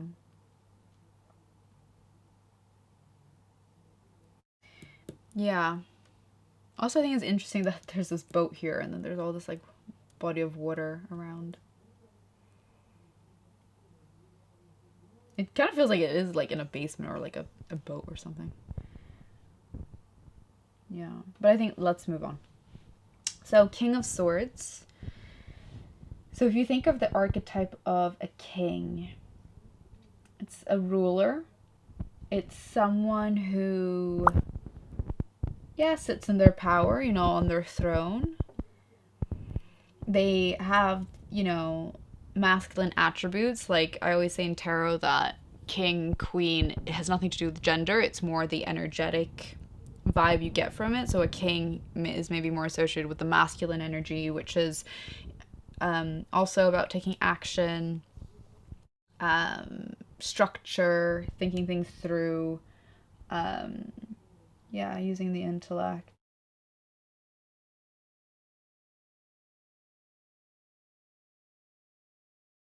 And I wonder if some of you are a little bit defensive and use your intellect as a weapon. Be like, I don't want people to know my emotions. Let's say the ocean behind you are your emotion, and maybe a part of yourself that's very vulnerable. And you're like, I don't want you to come here and like proceed behind me because I am here to protect that. It's like, don't you dare go beyond that. And you use your intellect as that shield, as that weapon. And there is a bit of this like defensiveness, this menace of like don't. And you know, it's fair because you have never felt safe. When you express your needs, it wasn't a priority. Someone else's were. And I wonder if this kind of speaks to this, where you have this really defensive mindset, and here you're kind of maybe acknowledging that that's not serving me anymore. And you're okay to start breaking it down. But I think traditionally you have been very protective of these emotions, and probably without really realizing it. I think it's a very subconscious thing that has come from childhood, that, you know, your needs weren't met. You felt you had to defend them or like protect them because you haven't ever felt safe with someone who was able to hold you in that way. Cool, it's gone. So the Eight of Pentacles is usually about hard work. Hard work that will lead to abundance. I think this is also saying that you are someone who's worked hard on yourself and you're still in that process of working hard. And I think that this card is a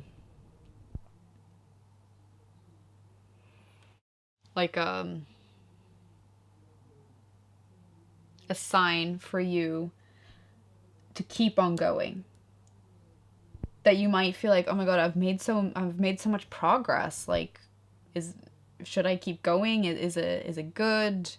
Am I really seeing the, like, when you put in so much effort, you want to see the reward. Am I seeing the reward? And I think this is a sign of being like, yeah, keep going. So I have more cards for you. More tarot cards. So let's see, I have to move these up.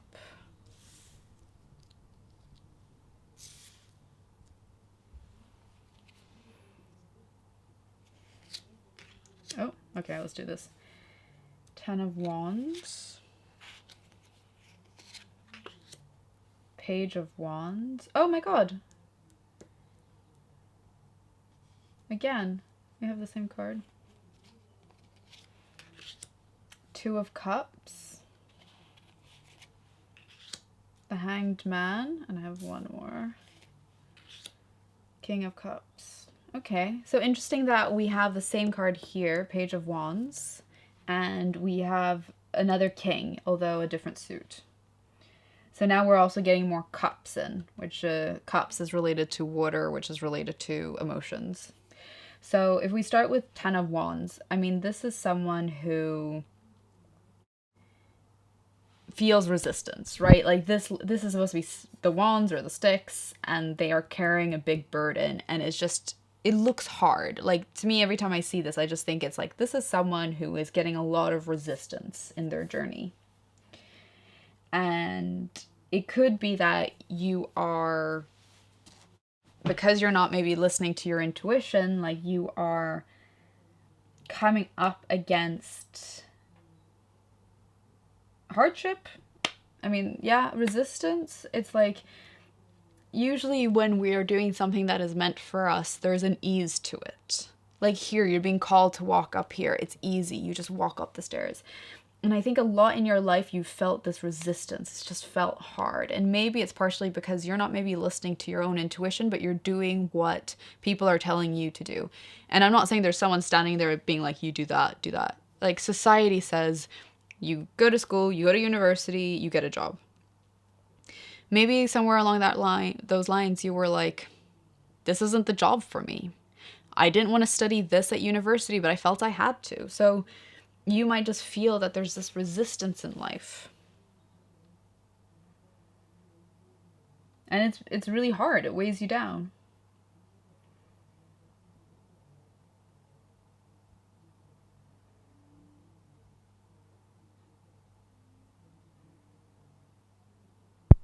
I also get a bit of the sense of like what I was saying here, it's lonely. Like, I think this has been a very lonely path because, well, I think it's also because you haven't felt very understood. And I think, you know, it's so easy in society or in life to point at things externally and blame them. Like, I blame my parents, I blame my society, I blame my friends. And those are all valid things that happen to us. But there reaches a point as an adult where you have to say, but what am I going to do about that? What am I going to do to change so that I don't feel this resistance?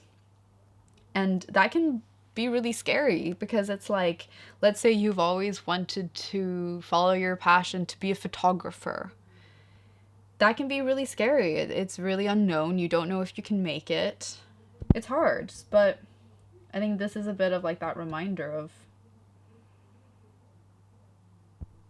you don't have to walk it alone. And I think for a very long time you have felt that you have to.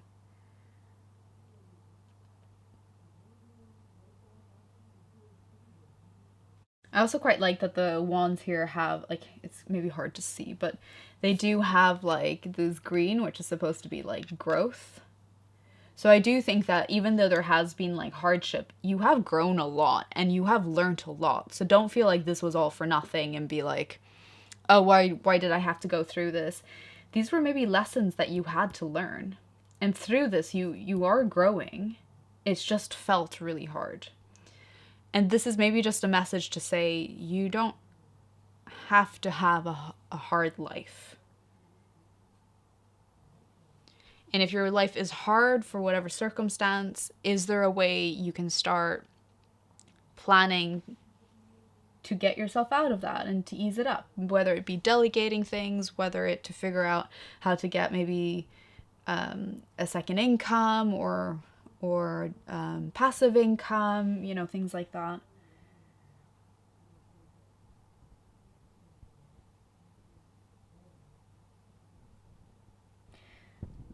For some reason, also the houses are calling to me here.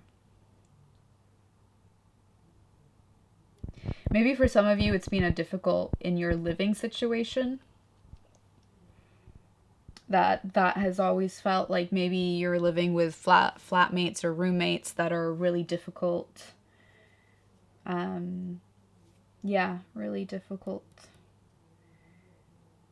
And that's felt really resistant. Maybe you haven't always felt like you can be yourself at home in a place that, you know, our home is our sanctuary or like it's meant to be our sanctuary.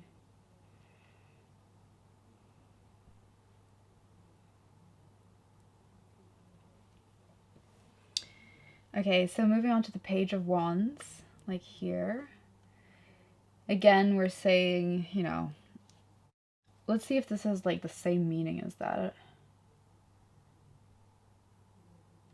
I think it does have kind of similar meanings. Sometimes they will have different meanings in these readings and sometimes they will kind of overlap.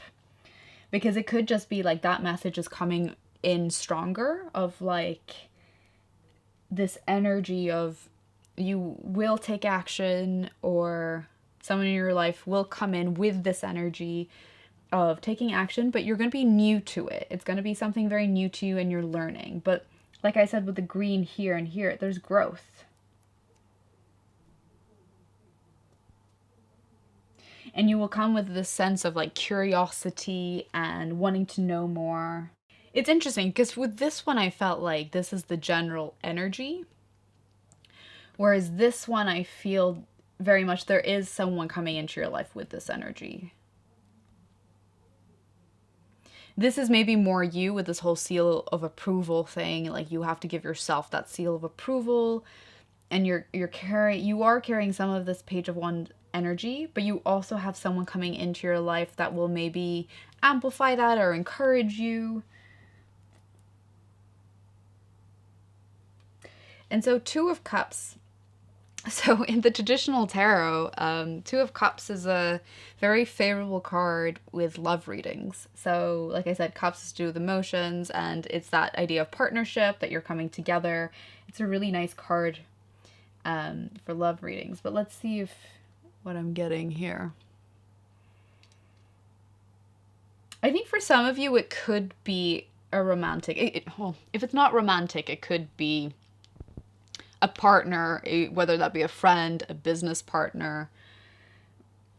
But for some, it can be romantic. If you already have a partner, maybe it's like your partner is showing that support for you. If not, maybe that's someone coming in. Is it the same as this? Let's see. This isn't not necessarily the same person coming in with this, supporting you in that. It could be, but it doesn't have to be. It could be different people. I quite like this lion. He looks very cute. I don't know why. It's like a heart lion with wings, which is very interesting. But for some reason, that was kind of calling to me. Maybe for some of you, you have pets. And your pet can be quite a support in this time.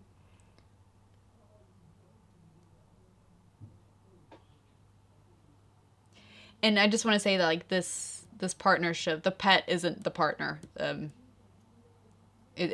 pet is kind of separate.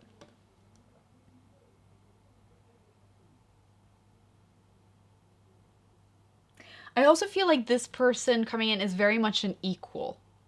Like you will feel that you guys are equals. There, in some situations you might have more of that like teacher student bond. With some, maybe there's a like a difference in like power or like authority, whereas this person coming into your life, you feel, or if they're already in your life, you feel that you're equal, you're standing on equal ground. And it's also like you're both being not emotional, you're being vulnerable with your emotions and showing each other the cups. Cool. So the Hanged Man is about seeing something from a different perspective. And I wonder if this person coming in is going to help you to see things from a different perspective.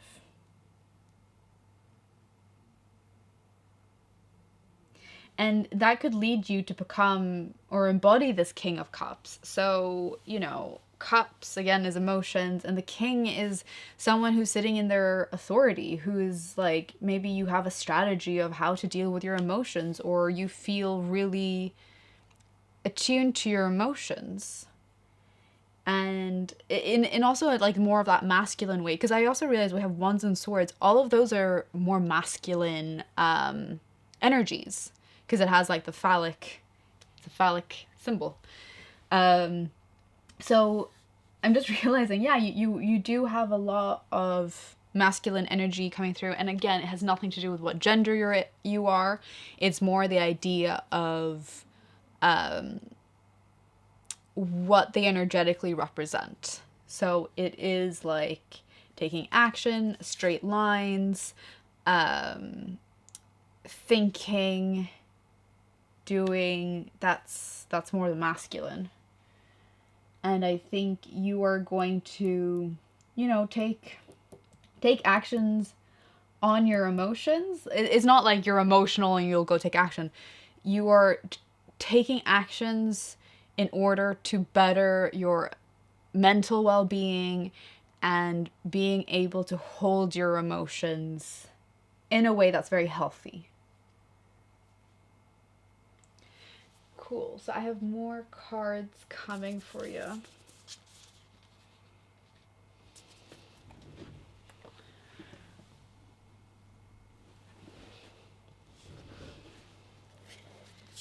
Okay, so snake, shed old skin.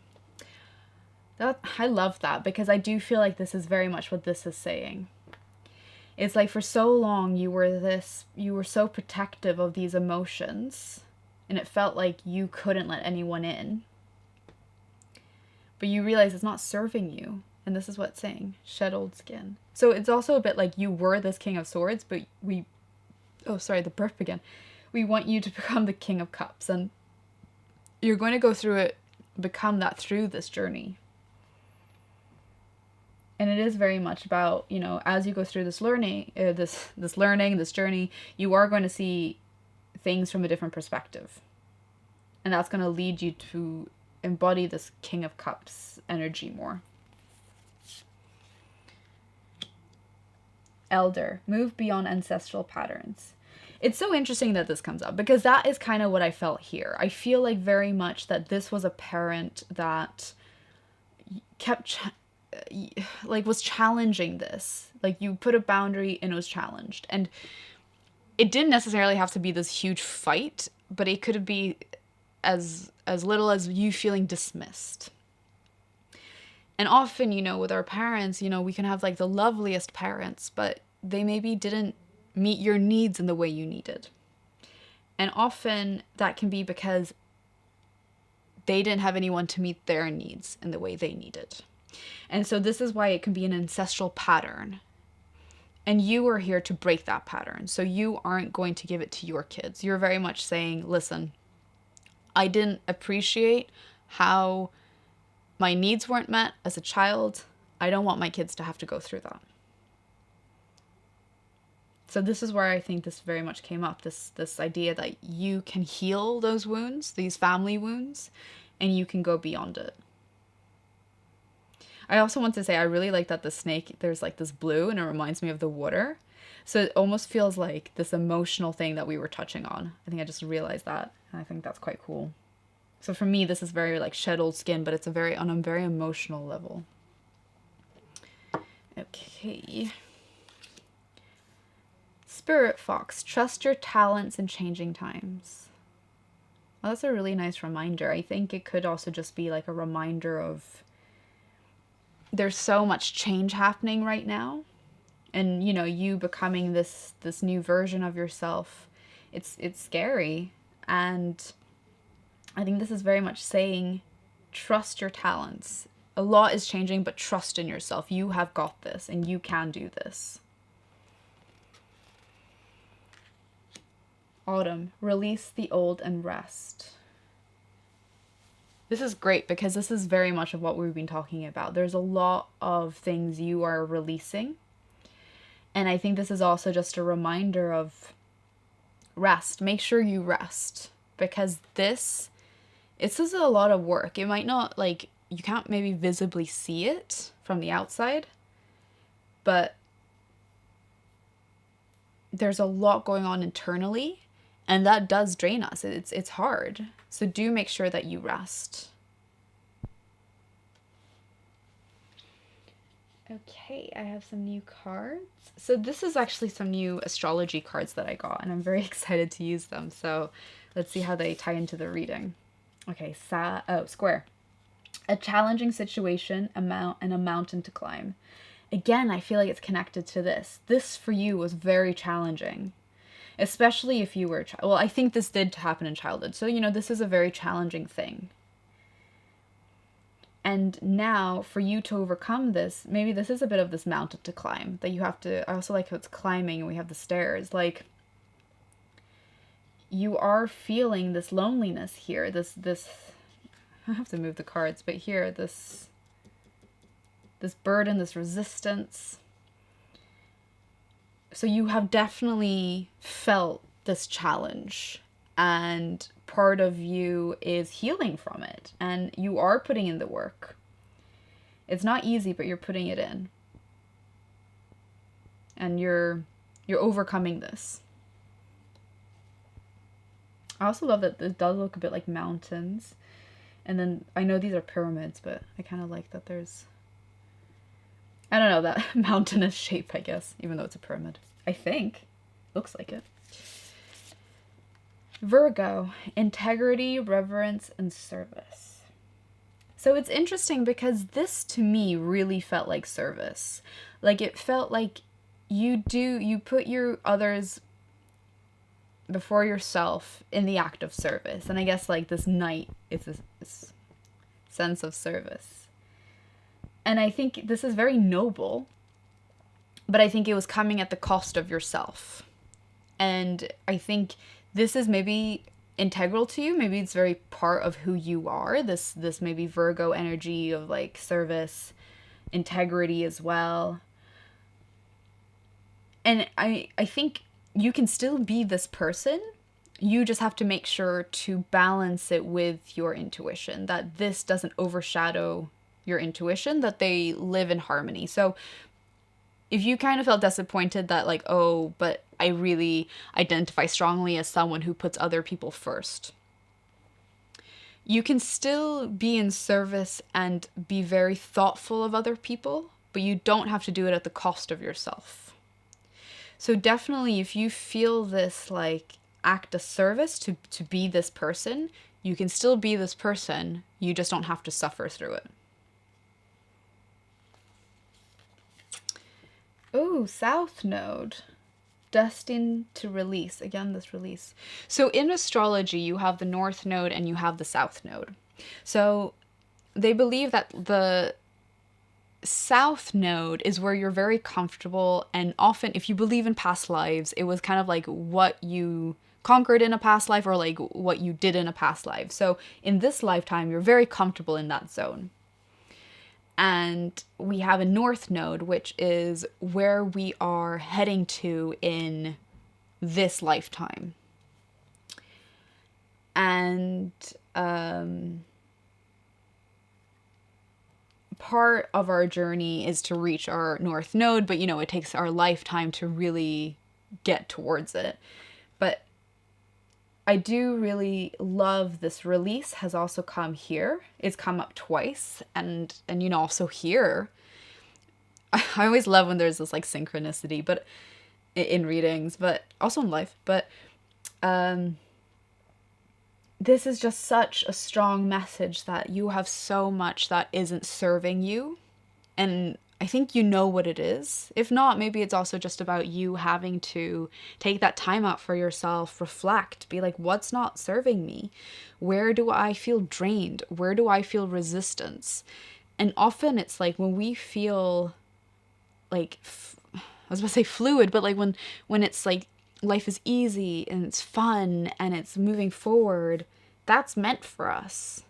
So you might be doing a lot of things here that just feels like so much resistance. And it's time for you to let go of that. You don't need that energy in your life. So it's time you're destined to release it. I think this is all also part of your life journey, is to release these things that feel like a resistance. So yeah, like how it's on an angle as well. Again, we have the mountains. A mountain to climb. It's like this, I guess this like reminder of you will have many mountains to climb in your life, but you're strong and you've got this and you're meant to do them. You're meant to climb them and to overcome and to release. Okay, so I have more cards. Okay, wholeness. Black mulberry. I can't help but feel that when you start looking at your own needs, you're going to feel this sense of wholeness. And here it's like, because your needs weren't met, you didn't feel whole. You didn't feel full. And this is where also maybe why you feel so empty or isolated here. It's because you need to validate you. Well, you need validation. We all need validation, don't get me wrong. But it's about finding that way of self-validating, of validating ourselves. And don't get me wrong, we still need validation externally, but there are steps you can take to validate yourself. And when you're able to validate yourself, well, I was gonna say the game changes. It's such a life affirming way to be, and I think it can lead you to this wholeness. So, one tip that I was sharing with Pile One about my journey to validate myself. Well, for me, it came through self-love, my journey of self-love, because I really didn't love myself for a very long time. And yeah, it makes me feel sad to even acknowledge that. I didn't like myself. I didn't love myself. And I started off by saying, I love you in the mirror. And that was one of the hardest things ever. I just couldn't do it. It made me cringe. I thought it was like gross, weird. But I stuck to it. And now when I say I love you to myself in the mirror, I have such like this like warmth spread in my heart. Because I truly mean it now. I love myself. And one was saying I love you to myself in the mirror. The other one was I follow this like spiritual Instagrammer called Gawain Jones, and he once shared that every morning he looks in the mirror and he says 10 things that he loves about himself, like physically. And I started doing it too, and it might come off as like conceited or full of yourself, but really his point of why you do it is to self-validate. Because if we don't self-validate, that's when we look for validation externally. But by looking in the mirror and just expressing the love that we have for ourselves, you feel it. You're held in such a different way, and there's no such thing as loving yourself too much. I mean, there are people who are selfish and maybe full of themselves, but that's not the same as loving yourself. And you're someone who's like very focused on other people and that act of service. Like, I don't think you can ever not take in other people's consideration. And I think you also have to find that like healthy dose of it. Like, you can't let other people rule your life. Because if you don't stand up for what you believe in, other people will make that choice for you. And I think that's kind of happened, and this is why you don't feel validated or like you have a say. You probably don't feel complete. And so this is where, by doing these actions, you can really feel whole again. And this is also the sign for Aquarius. And Aquarius is a visionary. It's the sign of the visionary. So maybe this is a way to see like the vision of your future self. Okay. And then we have continuance. Oh, that's interesting. That's Capricorn, which is very structured sign, also an earth sign. Earth is like a very reliable, grounded sign. Continuance. Huh. This is the first time where I'm like, what is this trying to say? Is it to continue the journey? It's continue this hard work, maybe? Because, you know, it's tough when you don't feel like you feel the results. But this could also just be encouraging you of like, just continue. Just keep going. And even if it feels like you're not getting to where you want, just keep going. Is to have that trust. Oh, and we have love. Just what we were saying. Love yourself, but also, I do very much think that you do have this love coming in. And if you're already with someone, it could be this renewed sense of love, this new sense of appreciation for what, you know, because I think you're very much changing. You're becoming a new version of yourself, and that maybe requires like a new sense of like, hey, I'm someone, when we got together I was a different person. So maybe it's having that new love and appreciation for the person that you are becoming.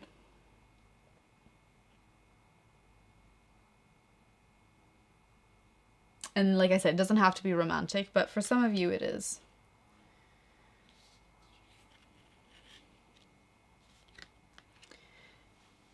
And so, again, I have more cards. So these are like journaling prompts, and I thought they would be really good for this reading. So let's see. Wild card. Illustrate how your mind feels today. 30 seconds. Ooh, that's very interesting. How your mind feels. So it's interesting to make your feeling into a visual. But for those of you who feel called to do this, yeah, I recommend trying it. What emotions keep coming up for you lately? Why do you think that is? So again, for some of you, you could just pause the video and say it out loud and acknowledge this within yourself. For others, if you do feel like journaling about it, definitely encourage you to do that. Because, yeah, I think a lot of these, there's a lot of emotions here. As we know, you do feel deeply. You have a lot here. So yeah, what keeps coming up for you? Wild card, admit something to yourself. So, I think also through this work, there's so many things that is subconscious or we don't realize. And sometimes it's also having that, you have like a slow realization. There's something like deep down or at the back of your head, but it's hard to admit to yourself. So yeah, what is something that you can admit to yourself? Okay, so I have the last cards here, and these are self-care cards. Mind. I just love how peaceful this looks. You are the master of your inner world, and you decide how the outer world affects you. Cultivate a calm inner state. What I think for me, I feel like it used to be this. You used to have this like loneliness where you just felt like you had to protect yourself, like same here, like you were just defensive. And it wasn't a fun place to be. And for you to become this King of Cups here, you have to cultivate this calm mind. This is ultimately where, you're trying to reach. And a lot of it is in your mind.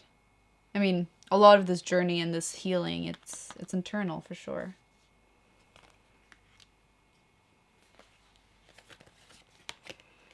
Patience. It's safe to wait.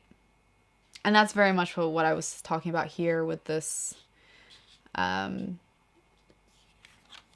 work. Have patience. Know that your hard work is paying off. Might not always feel like it, but it is. So this is definitely that reminder. Have patience. Needs. Yeah, this is what we're saying, your needs. Oh, and that hurt. Do you need more time to yourself? A break from thinking too much? A kind encounter with a friend? Your needs matter, and it's time to honor them. That's kind of giving me chills because that's exactly what we said here at the beginning. Your needs matter. They always mattered. You maybe didn't feel that growing up, but now as an adult, you can be the adult in the situation and say, my needs matter, and I'm going to prioritize them. Put time in your calendar. Have them be non-negotiable. Negotiable as in like, don't change them around. Don't make sure that like, oh, if you have a date with yourself, do it. Make sure that it's set and you do it. So I very much hope that this journey, it goes well for you. Good luck with it. I hope this reading resonated, that it made you feel like you can come home to yourself and really listen to those needs. You are still always going to be you. You're always going to have that act of service, but you're just going to do it in a way where you can balance you and your own needs. And you're going to have this beautiful, serene, like mind that you can return to and know that you're safe and held. And I think throughout this reading I have also felt a lot of like inner child work, where it's basically, for those who are new to it, inner child work often, or it's like sometimes when we feel an uncomfortable feeling or anxiety, we can say to ourselves, okay, where in the body, one is where in the body do I feel this, but it can also be like, is there an inner child in me that needs support right now? So I'll usually ask myself this. This is a practice I do all the time. And then a younger version of me will step forward. And it can be a child, but I've also realized it can be me at any age. At any age where I felt this uncomfortable feeling come up and I need support. And you will then talk to, I will say inner child, even though it could be like you from 2 years ago. But you'll talk to this past version of yourself and you will give them a hug and you'll say, I am there for you. We'll do this together. You're not alone. I'm here for you. I'm going to hold you.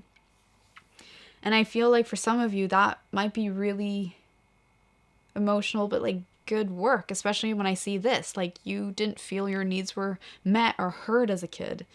But now you're the adult. You can say to this inner child, I've got you. I'm here for you. And I'll help you through this. And I very much believe you can, because like I said with the card underneath this, you're here to do the hard work. You've been doing a lot of work. And you should be proud of yourself for that. And now it's just time to release. Release what no longer serves you. Thank you so much for joining me here today. I hope this resonated. Would love to hear your comments down below. Just ask that you please be kind in the comment section. And yeah, let me know if this video resonated, and I hope to see you in an upcoming reading. Thank you so much. Bye! Hi everyone, and welcome to pile 3. If you chose this pile, this will be your reading about what is your anxiety trying to tell you. So I did say this in the intro, and think it's worth mentioning again here that I just want to acknowledge that anxiety is very complex and personal experience for each of us. This reading is, meant to give some insights and guidance, but obviously if you've had anxiety for a prolonged period of time or there are very overwhelming feelings, it's totally okay to seek help, including professional help. So I just hope that you're taking care of your mental health and seeking the support that you need, whether it be speaking to family and friends, but also that professional guidance. And yeah. Also want to say, like, if you are ready to like confront your anxieties, be very proud of yourself, especially for like clicking on this reading to get more insight. I know this can be a very scary time, but definitely be proud of yourself for taking those steps. Okay, so let's get in. So this is a ruby. I know it doesn't quite look like it. This always reminds me of like a piece of tuna. But this is a ruby. And so rubies are known to boosts passions, motivation, and vitality. It enhances love and emotional connection. It inspires courage and confidence. And it can also support in manifestation and goal achievement. So yeah, there's a lot happening with this ruby. But let's get into your reading. The Empress. Strength. King of Pentacles and Temperance. Okay, right off the bat, it's quite amazing that you have 3 major arcana cards. So in tarot, the deck is split between minor arcana and major arcana, and minor arcana usually is more like the day-to-day things that like maybe how you go about your day and like the choices you make there, whereas major arcana can be bigger arc, like story arc things. So I like to think about it between like your job versus your career. So like career is the overarching where do you want to go in the long run, whereas your job is like what you do in your day to day. So that's kind of how I like thinking of it. So yeah, I usually like seeing if there's any patterns among all of them. I do kind of like the colors. I know this is more like blended, but they have very similar colors.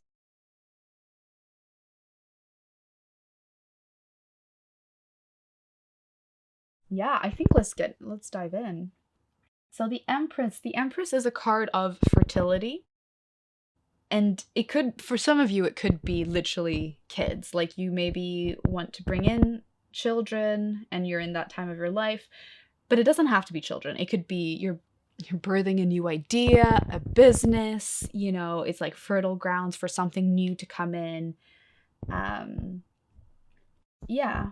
And be very connected with your body. I think that's also something. It doesn't necessarily have to be like you're birthing something new. It could also just be that like inner connection to yourself and your body, which is a very like feminine energy, to be more connected to the body and the wisdom that your body has.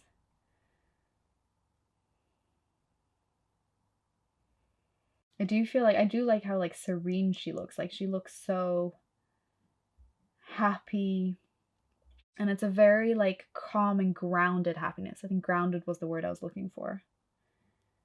Very grounded in yourself, very grounded in your ideas and your body.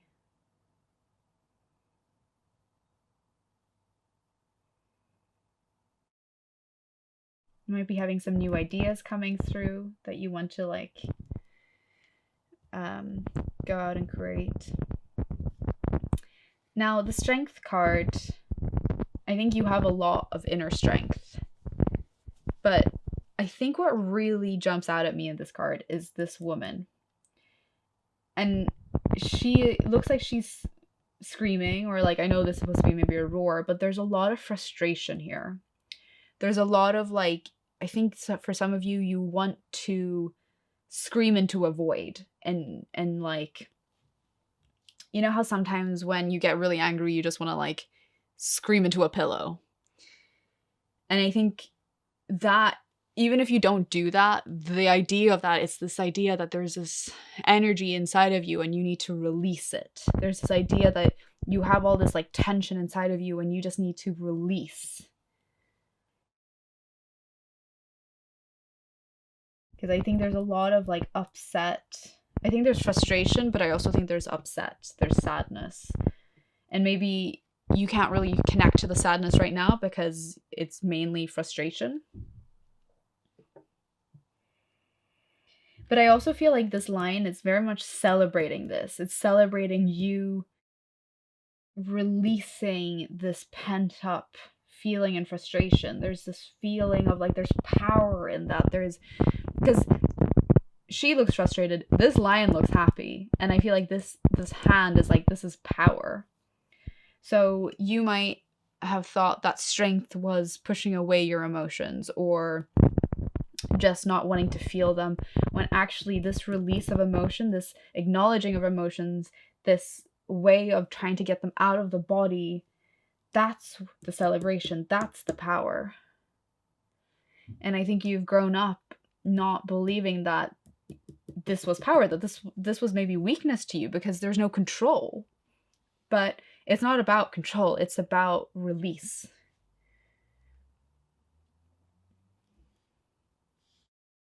Now, King of Pentacles. So Pentacles is about is related to Earth, the element of Earth, and that's everything to do with the earthly realms. So that can be material goods, can be money, can be things. I do kind of like that this is Earth, and the Empress is very grounding. I feel like all of these cards are quite grounding, which means, very, there's a stability to it. There's a sense of not having your mind go in 1,000 different directions. And maybe if your mind is going in 1,000 different directions, maybe there's this like reminder of you to ground yourself. So meditation is a very good practice to help ground yourself. Like, I guess this woman here is meditating. It is a practice that, you feel the benefits the more you do it. Some other, some people, you might have heard this, if you take off your shoes and walk barefoot on grass, that can be very grounding because you're connecting to the earth. I think it's just like in our society, we're so used to go, go, go, go, go constantly. So it's maybe about, if we're not going, we're scrolling, there's always this movement, which for anyone who's into Ayurveda, in Ayurveda, there's like 3 energy types, like doshas. So it's Vata, Pitta, and Kapha. And Vata is what exactly what I'm describing. It's that air, it's the element of air, it's going, it's movement. And we live in a predominantly Vata society. Like with our technology, like I said, there's always that sense of movement. And too much of that causes anxiety. So you might not necessarily be an anxious person, maybe in your like energetic makeup, but because our society is so predominantly Vata, we get a lot of this anxious energy. So it's about finding things to ground you. So one of them could be minimize your scrolling. One of them could be minimizing, if you feel like you're darting from place to place to place, maybe you need some empty space in your calendar. And I know that in and of itself can be really daunting. The idea of like, I have nothing planned for the weekend, I need to do something. But maybe not doing something is exactly what you need. So, okay, I went on a bit of a tangent on that, but I think I just felt like that needed to be said because there is this need for grounding energy. Either you already have this grounding energy or it's very much encouraging you to take those steps to be more grounded.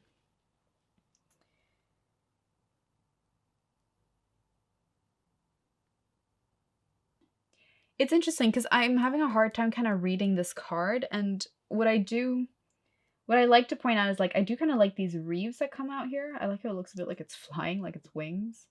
And I also kind of like the green here, but for some reason, I think I need more information before I can kind of dive into this. And yeah, I'm a bit sorry because usually I'm able to pick up on things, but now I'm finding it a bit hard to know what direction to take this in.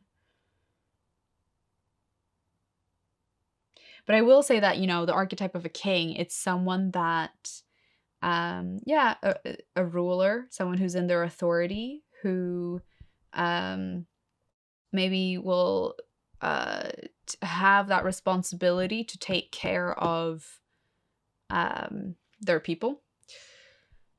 And usually, I guess a king, I always think like, oh, a king going into battle, they have a strategy, they have a plan. But I don't really know if this is really what your reading needs, and I have a feeling it's not. So let's come back to this for now. Yeah, sorry about that. Temperance. So the temperance card is all about balance.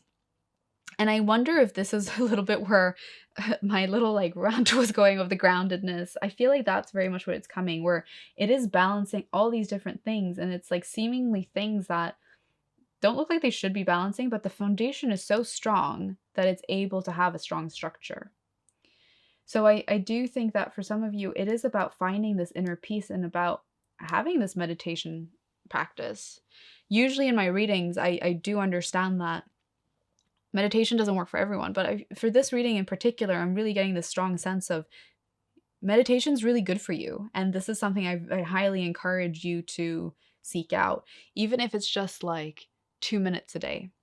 And I know that it's about priorities. It's about like, do I want to? But I do think that you very much will benefit from a very grounded practice. Maybe it's also just about you Googling and being like, what are some grounding practices, and pick the one that suits you best. But for a lot of you, it can just be meditation, because that's going to give you this foundation to be able to balance everything in your life and find that in between. So I have more cards for you.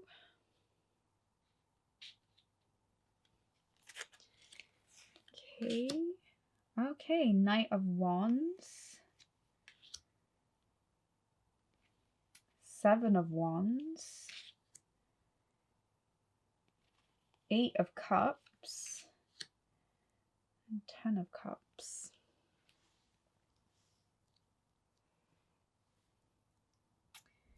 Okay, so now we have some more wands and cups coming through. Okay, so the Knight of Wands, the Knight is Wands energy is it's related to the element of fire, and that's usually got to do with taking action. And a knight, if I think of the archetype of a knight, it's someone, who charges forward, ready for battle, um, is a protector.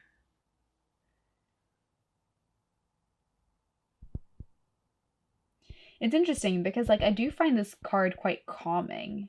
I think it's calming just because it's not like they're charging forward. Like this horse is very still and calm.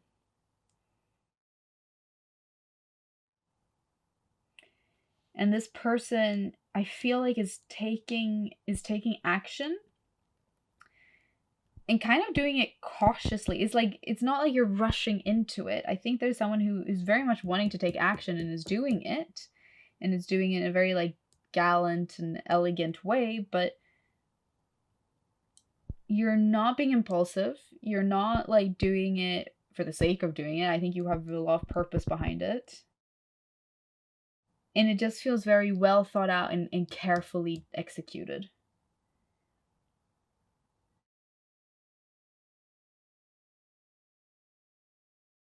Here, so this is the Seven of Wands.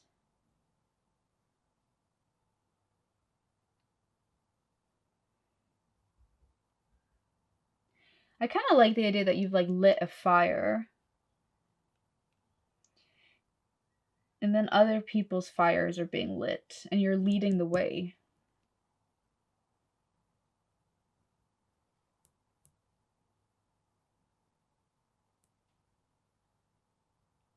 But I'm not necessarily saying this in the sense of other people. I almost feel like these figures are like shadow parts of you. That maybe you recognize this shadow part of you, and once you recognized one, you started to recognize many. And this is about, you doing shadow work and realizing all the things that you need to tackle. And shadow work, although it sounds scary, it doesn't have to be. It can be overwhelming, yes, and there's a lot of emotions and triggers, and that, yes, is difficult. But it's only as you go through this work, it's when you're really going to feel this release here. And maybe this is part of this anger that you're letting out.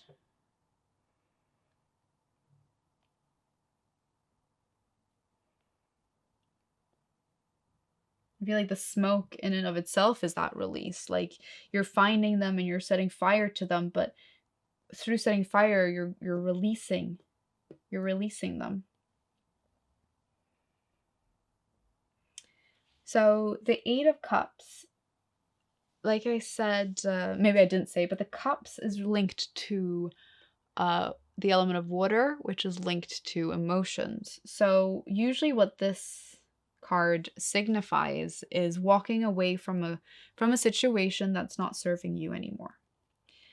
And it could be that you've had a very emotional experience that you have to walk away from. And this is not a bad thing. I think you're just feeling it's not serving you anymore and it's time to leave.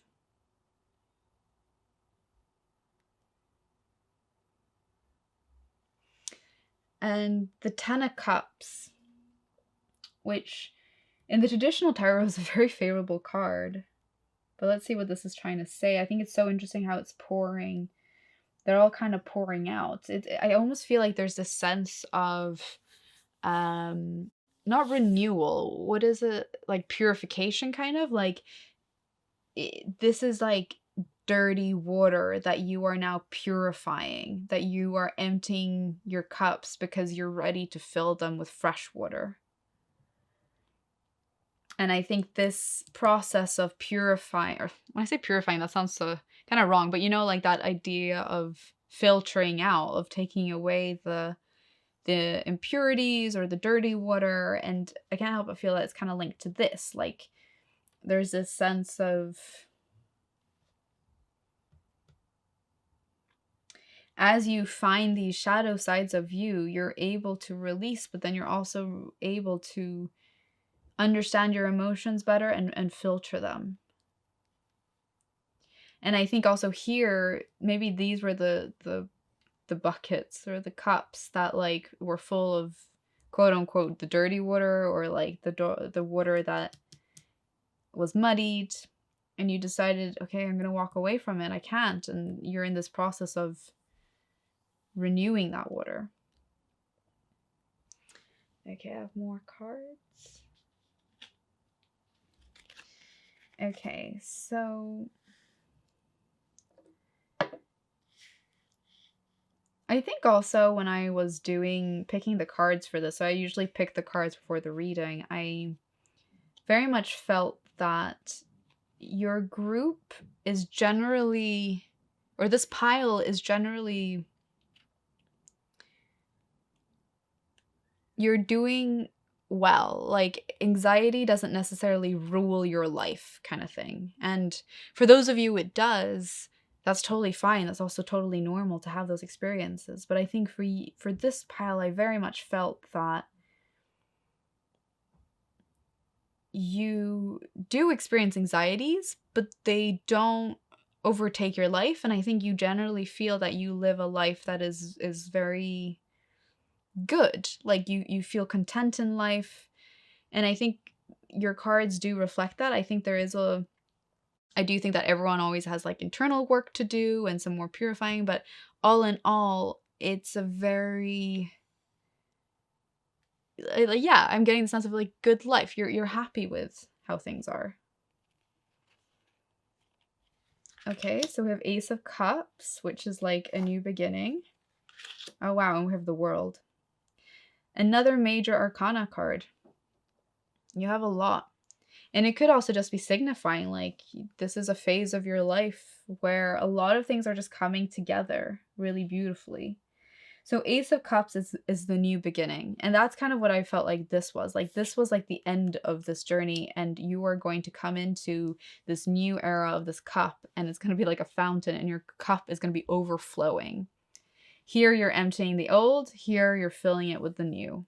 And this is a new chapter of your life. And the World card is one of the most favorable cards in the tarot. It means that, you know, it's the card, there's a lot of abundance. Everything that you want in this world, you can get. Like, this is a very bright future ahead of you. I also really like how this line, it looks like a heart. It's very cute. But love is very important all around. But yeah. Okay. Let's see. I have more cards for you. Arrow. Surround yourself with protective energy. And I wonder if that's also coming through here with this, as you're like releasing these things. Again, here's the release, but you're releasing. Don't forget to also protect yourself. Because when you protect yourself, you're able to maintain this.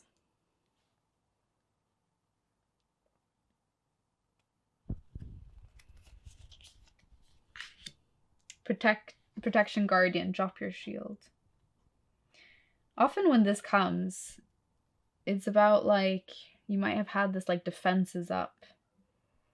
And maybe this is more to say, again with this, it's about like dropping that shield and releasing that energy, releasing that pent up energy that's inside of you.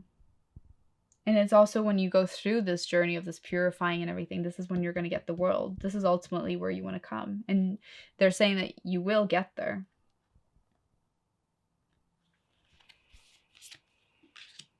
Lord, take charge with authority.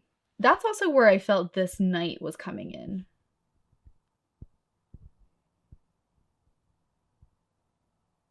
That you do take charge, you are someone in authority.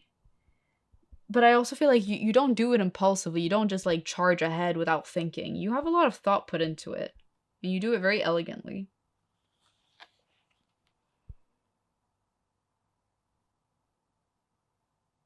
And I wonder if this is a little bit linked to this one. Maybe. I do like what they have very similar what they're wearing. Maybe for some of you, it's about taking charge of your finances. And maybe if it's not finances, it could be your like material goods. I do like how this horn was similar to here. And I guess there's also that idea of protection. That's why like this horns are. Like, I know it says drop your shield, but it's also this idea that you are entering this place of financial abundance or material abundance. And you can take charge with authority and actually really step up to the plate and become this character. Because they do look a bit like different versions of each other, sort of. Sage, be devoted and committed. I think it's also just saying be devoted to this process. Be devoted to like this healing work here, walking away and purifying. Like, this can all take a lot of time, but it's saying just like be devoted, be committed to the process, and you will get the world. And also make sure to protect yourself as you go through it. I love it. It is to be protective, but also to drop your shield. So I think it's the saying that yes, you should protect yourself and your energy, but don't be scared of being vulnerable. Don't be scared of letting these emotions come up. Drop your shields from those. And I hope it makes sense that on one hand, you do protect yourself, but you can still be vulnerable. One doesn't have to mean the other, you know? And again, I do like the peacocks. They both have peacocks. I need to look up what the spiritual meaning of peacock. If anyone knows, definitely write it down in the description. Okay, so now I have these new astrology cards, and I want to see, how they resonate in this. Okay, house 2, physical security, possessions, material values, and self-worth. For some reason, physical security is kind of coming up for me.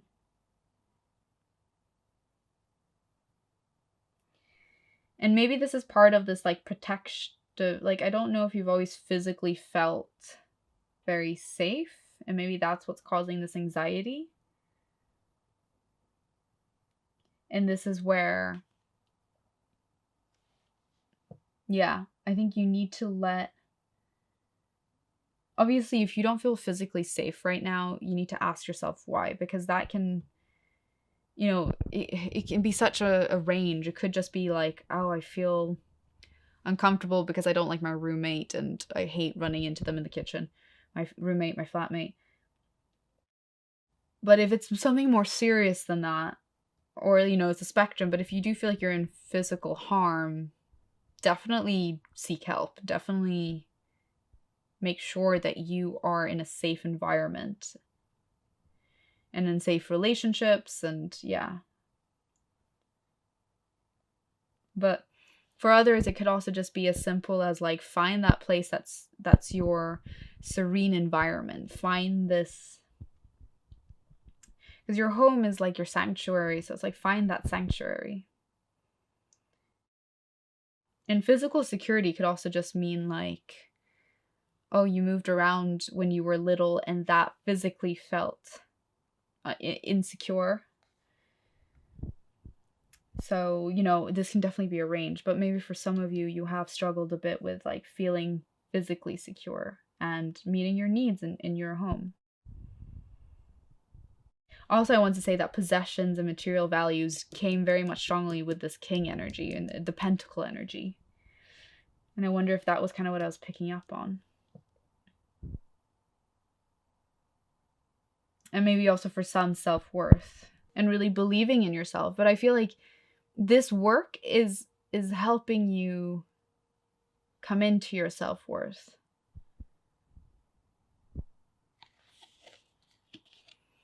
Taurus, trust, patience, and sensuality.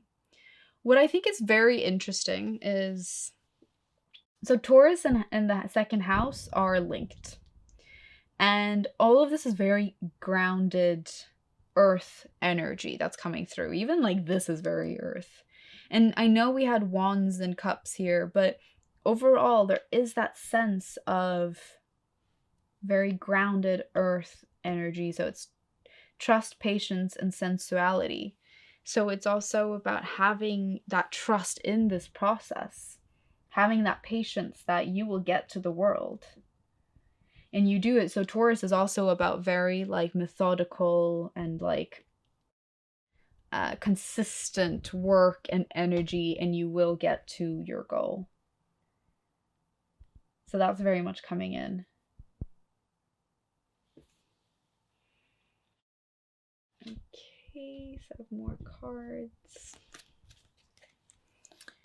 Okay, so we have leadership, broccoli, which again, I feel like has come into this Lord energy. I think the king, the Lord, the leadership. I think you are very much a leader. And I think it's about, this is also about you figuring out how to lead. And I think, again, it comes into this Knight of Wands. And I wonder if for some of you, it's also asking the question of what kind of leader do I want to be? And understanding that and growing into that. Because I do think that this grounded leadership energy, maybe even you becoming this sage through this process, is quite key.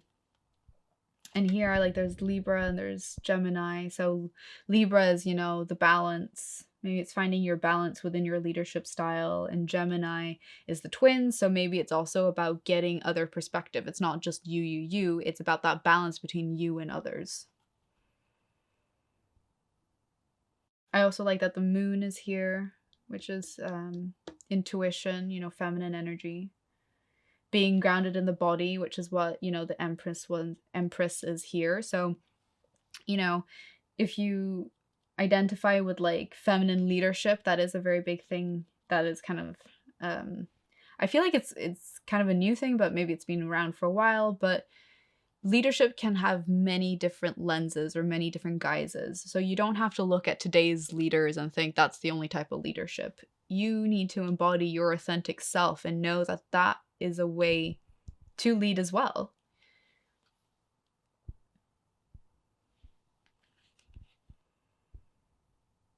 And I think it's also about like you bring your own magic to the situation. You bring your unique outlook. It's very grounded. It's very intuitive. It can be very vulnerable as well, and that is very beautiful. It takes a lot of strength to be vulnerable.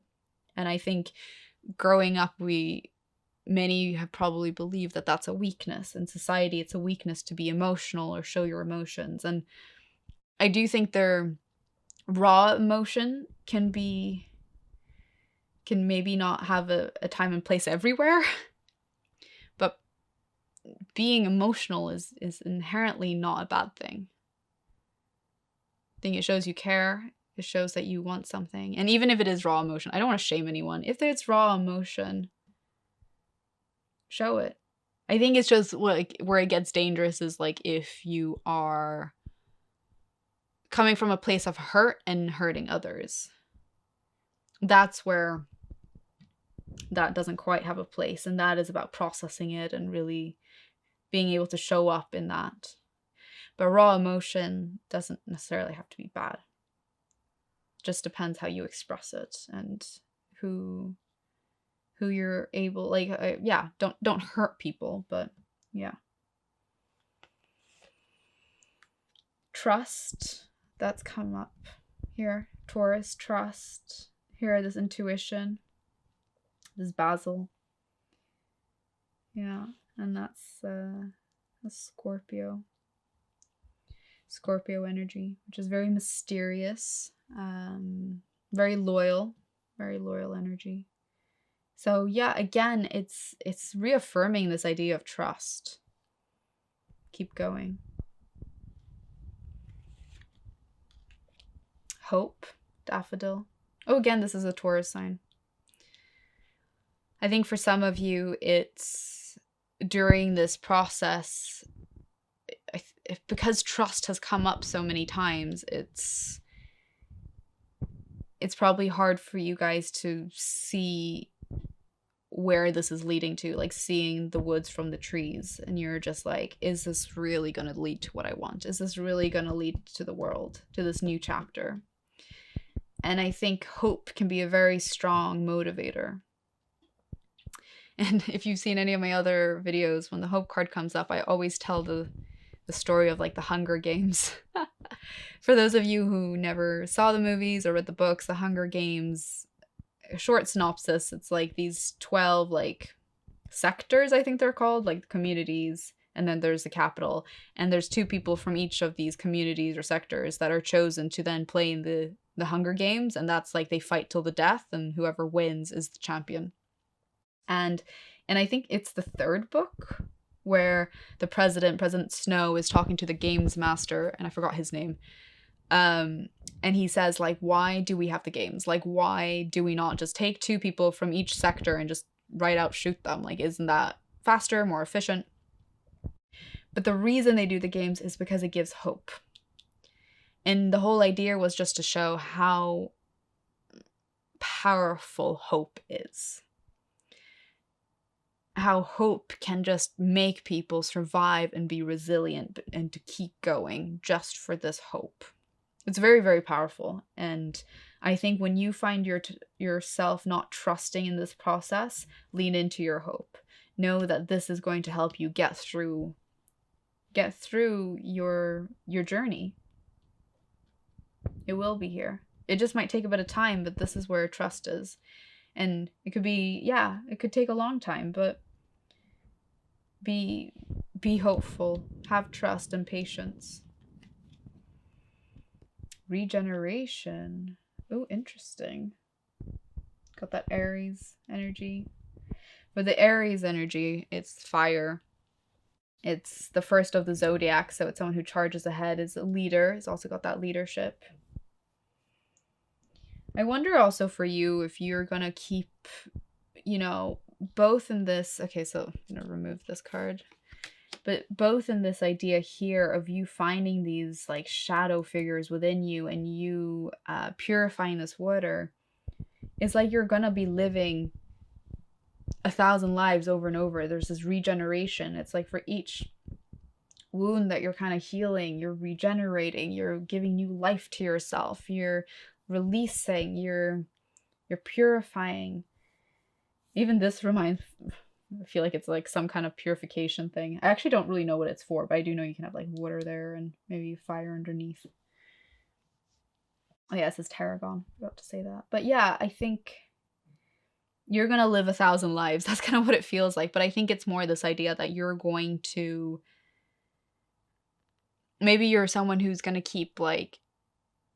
There's a lot of change coming your way. There's a lot of like different versions of yourself, and maybe that's just who you are. Like, don't shame that. Like, maybe now you have a different version here and a different version here. And, knowing human design, for instance, or knowing astrology, even numerology, some people are meant to be that. Some people are meant to have change as a constant in their life. And I know change can be scary for some, but when it feels so aligned to who you are, it's not scary. You're just meant to have that. So if like you feel you're not being able to hold down a job, and then you think, why can't I just stay in one place for 10 years?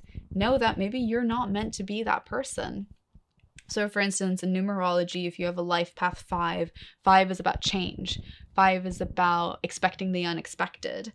And if you have a life path 5, it could be about experiencing those changes. Same in human design. For those of you who don't know what human design is, it's kind of similar to astrology in the sense of like it's a tool that can help you understand yourself better. And it's quite complex. But you have the three, if you're new to human design, the three main things to know is like your energy type, which is like how you operate in this world, your authority, which is how you make decisions, and then your oh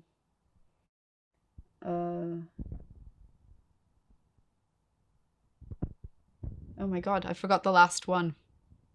Your energy type, your authority, and your strategy. Sorry. And your strategy is kind of like how you operate in the most aligned way here. But the reason I bring up human design is actually not to talk about these three. It's something a bit more complicated. So you have these like different centers it's called the body graph, and you have these different centers, and they can either be filled in or not filled in. And if they're filled in, that means that you get that energy from within you. And if they are empty or not filled in, that means that you get that energy from your environment. And so, for instance, there's a center called the G center, which is where your ego, not your ego, your identity sits. And if it's open, you might be someone who takes in a lot from their environment, but you're also here to experience many different hats, many different shades. I have an open G center, for instance. So I think this might not resonate for all of you. You might not be a Life Path 5. You might not even have an open G center. But I think there's this idea that even going through your past and seeing this like different facets of your life, it's going to lead to this regeneration. For some of you, you might be a Life Path 5. You might have an open G center, and it's okay if that's your life path. Embrace it. It's totally natural to you. That's who you are, and there's no shame in that. If anything, there's just like a sense of hope, but also like a hope of like really loving yourself and acknowledging that this is you.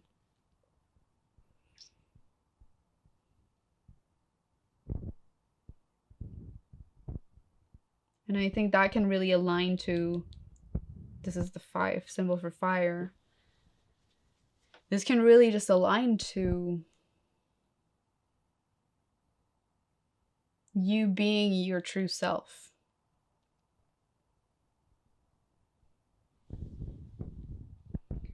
Okay, so now I have some healing cards that I thought would be quite fitting here. Where should I put them here? Reminder, pay attention to who you're with when you feel your best. I think that's a really good reminder. And especially for those that do have an open G center,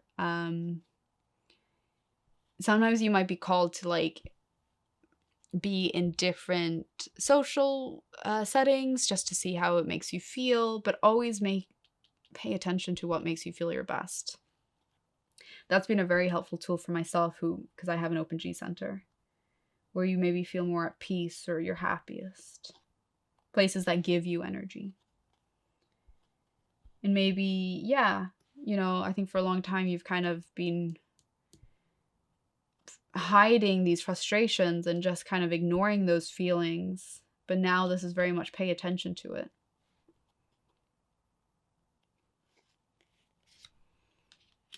What's something you can say no to this week to prioritize your mental health? What's something you can say yes to? Yeah, it's definitely putting your needs first, especially your mental health. Because I think it's easy just to be like, oh, I said I would go do this thing, but actually it makes you anxious, or actually you feel so exhausted that mentally it would be better for you to say no. So I think, there's always that balance between obligation and putting yourself first. Yeah, there is a bit of this balance. For sure. Wild card. Stretch for 30 seconds before flipping to the next card. Oh, so this was the last of those, but I do have more cards. Should we wait 30 seconds?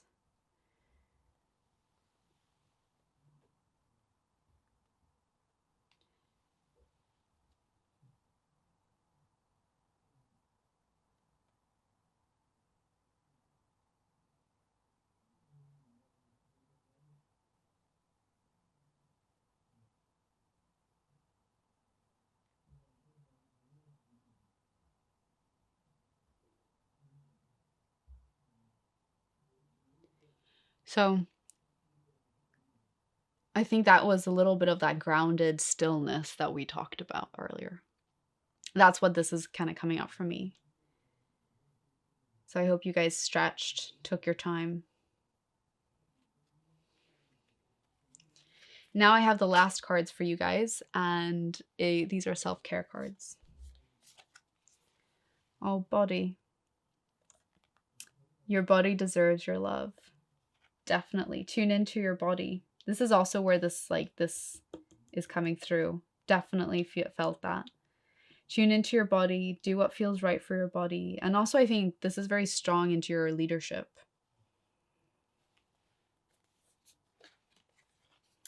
Ease.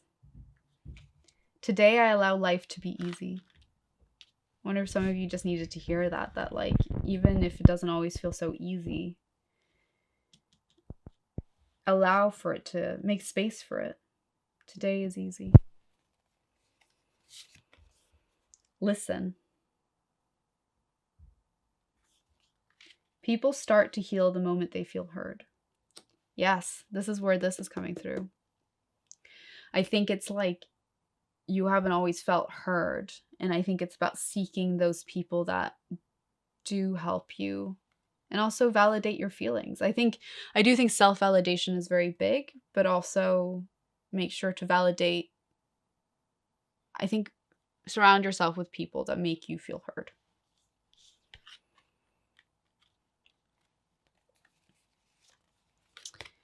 Release. Yeah, that was what we were saying. There's a lot that you need to release here with these, and like walking away from those buckets, those cups.